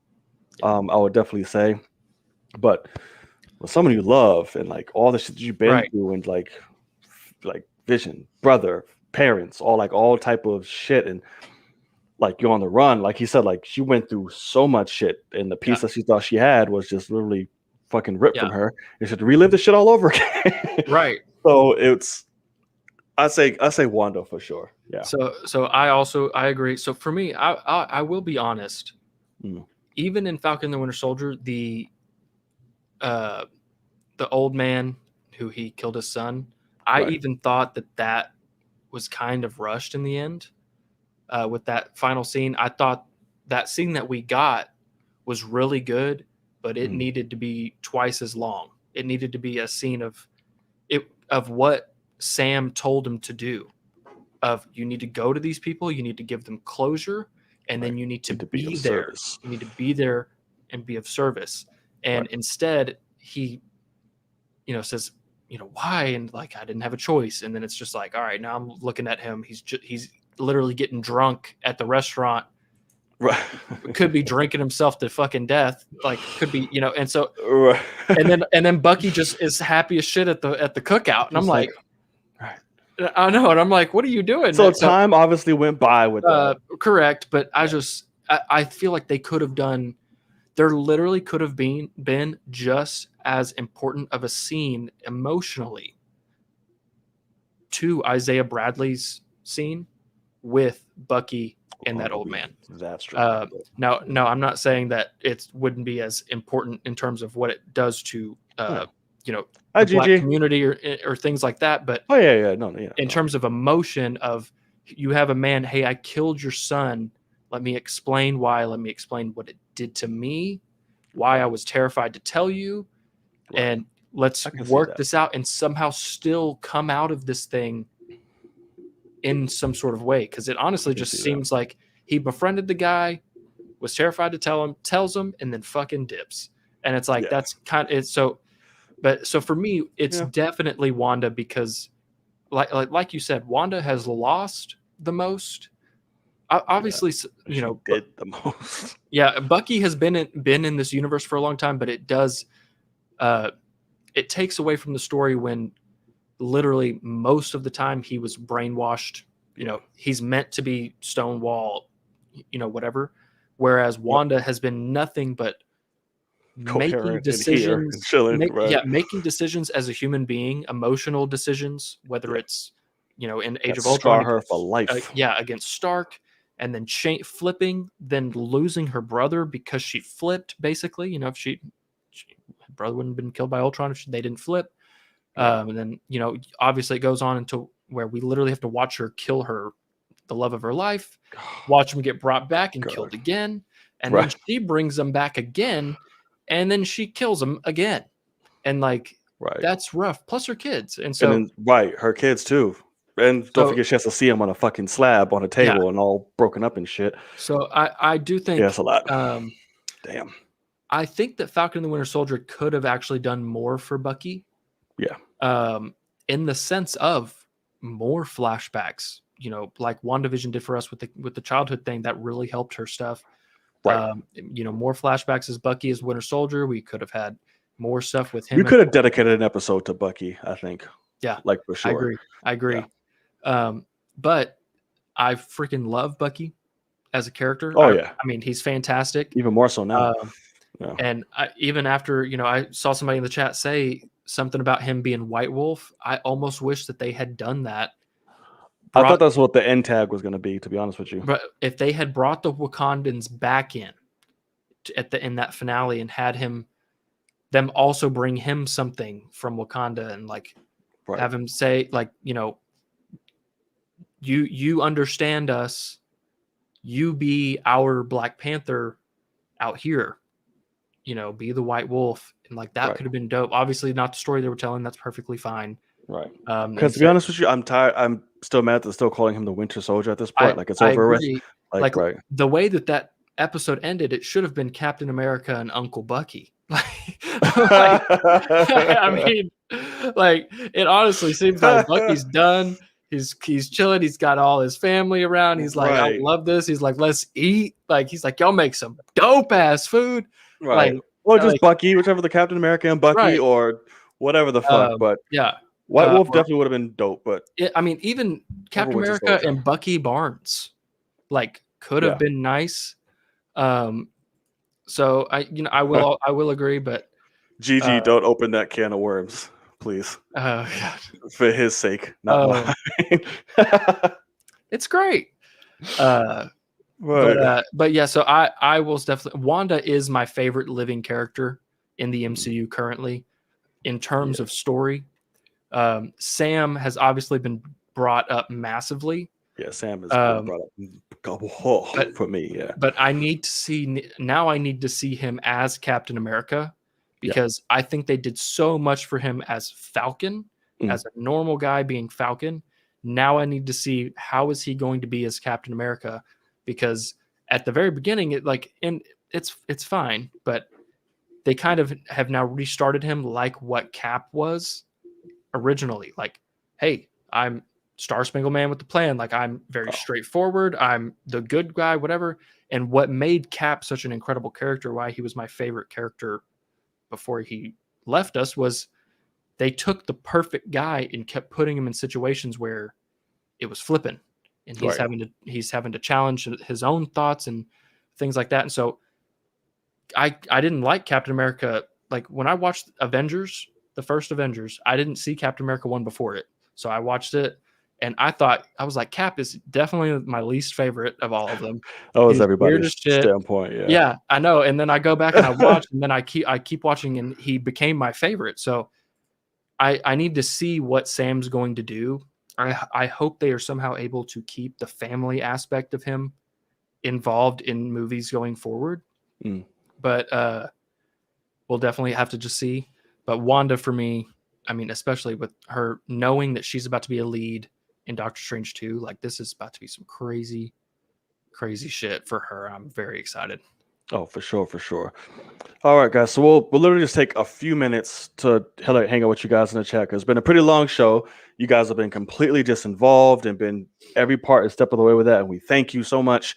On the live chat, you guys have been awesome. Again, if you're watching this on playback, keep this conversation going in the comment sections below, and subscribe. Hit that subscribe button. Whether you're watching live now or you're watching on playback, subscribe. There's tons of more content coming up on both. Well, on my channel for sure. I don't know. We'll see what Logan has going on. I can't speak for him, but I'm sure he will definitely let us know where you can find us. So let's see what we got in the chat here. Gigi, welcome. Never seen you on the show. At least if you watched, you haven't said anything yet until today. So welcome. All right, what we got here? I do see. That's the thing, is now that I really think about it, I wish that it had said something with the name Bucky in it at the end there. Right. That's what I'm saying. I want them to stop calling him the Winter Soldier now. It's done. Because I think he wants that, but and that's what I think that finale, I hate to say it, but I do think they kind of like sidelined him, and we're Bucky? like, and yeah, like, oh yeah, because it wasn't about him for sure. Right. Yeah. And there, his big scene with the old man was kind of quick, whatever. And it's like, we have more important things to look at. And I hate that for him, because I do think he's a phenomenal character, and the show did so much for him. But that's a good question, Lee, or statement, I should say. How much vibranium is in the suit? Is it just the wings, or do we feel like it's the suit itself? Because they have that shit in their cloth as well. I think it's just the wings. Okay. For the fact of, I mean, they could kind of retcon it, but I think that if it wasn't just the wings, they wouldn't have been afraid of him getting shot, and things like that. I think, because even to the point of when he's flying around and fighting the helicopter, that he ends up getting hit by the blades, and he makes sure that it's his back that hits it. He puts the shield in front when that happens. And so, I'm thinking of the helicopter landing. But I mean, because I don't know. I don't think that they would give him everything Black Panther has. And, so I don't think they would weave it. But hey, I mean, that might be something too, because I'm expecting renditions of the suit. So he might, try to be buddy buddy with them and said, hey man, send me another one, but weave that shit, man. I'm trying to get almost Right. knifed. I'm fighting these super motherfuckers. Like, I need give me something, please. Exactly. Yeah, I know. It's I don't know. I naturally thought because it was from Wakanda that it was all vibranium, even like weaved into the shit. But I'm like, I don't know. We'll see. I don't know. And I'm just starting to see this shit on Twitter. Yeah, everybody is trying to get Ryan Reynolds to be fucking Johnny Cage. What the hell? I don't. No, I don't. And I fucking love Ryan Reynolds, but Right. no. He's Deadpool. He's not Johnny Cage. Like, I think people right. And he doesn't do his stunts for Deadpool. Right. Like that. I need somebody who's legitimately going to do that. So I need Scott Adkins as Johnny Cage. Give him some. I did look him up. Give his shit. Yeah. I think that's great. Scott Adkins is a fucking badass. He was a Batman choice for me, but his acting isn't as par to carry the whole shit like that. Gotcha. So I'm like, and he actually did a Batman audition tape that he ended up putting online, and everyone's like, "Oh, this is awesome!" But yeah, it's like whatever. But we shall see. Hopefully that happens. All right, and stop calling Spider-Man Iron Boy Jr. God damn it! See that shit. But it's growth and story. I do agree. It's you can go either way when it comes to Falcon in the suit, but I like the idea of, hey, I'm not taking the serum. I'm a normal guy. I'm Captain America. And I do think if you give him vibranium everything, might as well be a super soldier. Like... Yeah, I guess you're right there. Because I saw someone else say in the chat, like, if it's all vibranium, why was he afraid when Carly pulled the gun on him? Was he afraid, though? They just looked at his face. Sharon had to save him, basically by killing Carly. So I would guess that it was a threat. But at the end of the day, my answer would be, even if it is, and this is what makes me think it's not woven, because if it was woven, like Black Panther, it's probably smart to not leave your face exposed. Right. Because she just blows his brains out. And it's like, oh, we just wasted all that vibranium. We might have given him the helmet. So like... That is true. I thought about that. I was like, you got a lot of head. Yeah, fucking exactly. There, brother. So it's literally the opposite of Steve Rogers' Captain America. It's like, instead of protecting my head, let me just wrap around my neck for no reason. Right. But to just sweat like a motherfucker. And that is true. I never understand. I'm like, you have your whole fucking head just exposed. Chilling. Yeah.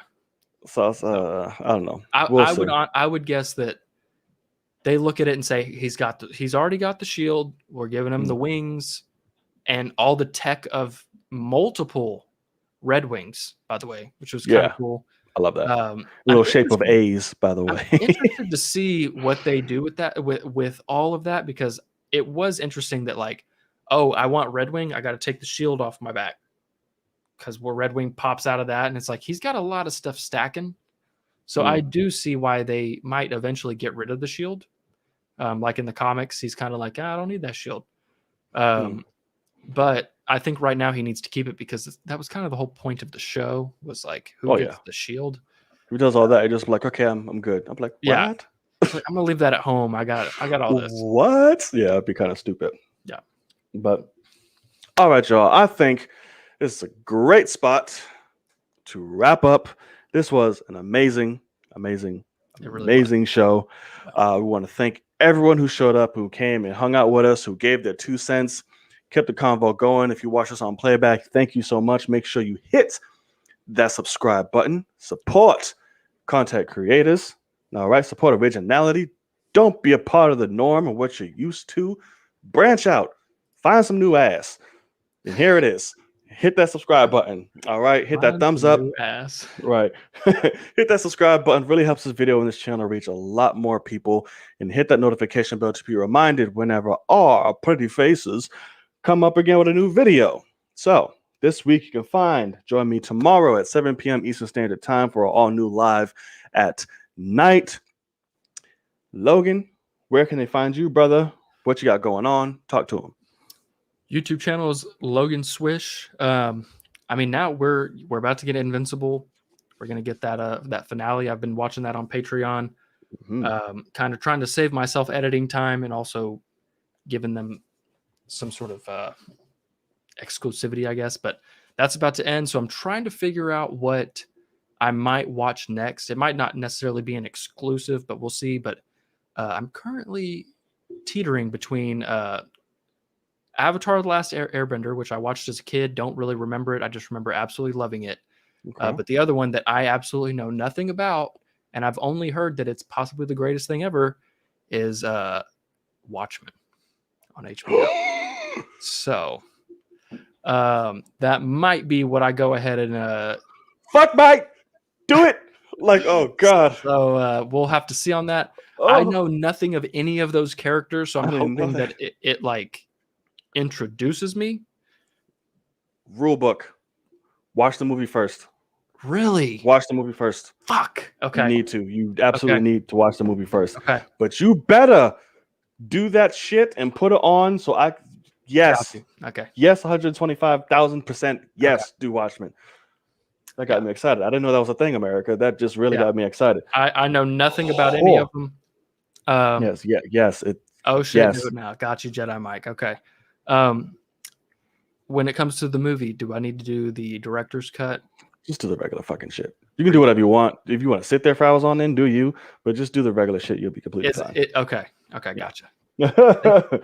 Or you'll be completely fine. All right, good shit. So all right, good. You guys heard it here first. So make sure spam the fuck out his page and make sure he does that. His social media and all that will be posted in the description box below. So make sure you go do that. So again, thank you guys. We love you. Hit that subscribe button. Tune in tomorrow for Live at Night, 7 p.m. Eastern Standard Time. Live. We're just gonna be hanging out, bullshitting, do whatever. It don't matter. All right. It's your boy Night. We still need you to start. What happened to our intro for Out There in the World? You're supposed to sing it, and you didn't even play it today. We didn't have one for real. We didn't have anything, so we just kind of went. I was like, all right, fine. I'm expecting a. Damn, we gotta sing it. Yes, you sang it that first time, and it was fantastic. Go back and listen, and then redo it. Okay, fine. Yes, and yes, squad, you better have your shit. I know Zack Snyder directs the Watchmen movie, but I always heard that the director's cut was a masterpiece. But this is also Zack Snyder people, and they think his dog shit is masterpieces. So we will have to figure this out. But yeah, guys. What if maybe his dog shit is a masterpiece? You haven't seen it. That's true. That's true. Thanks everybody for watching. We're idiots. Yes, we are. And we will see y'all in the cave. Peace. Later, guys.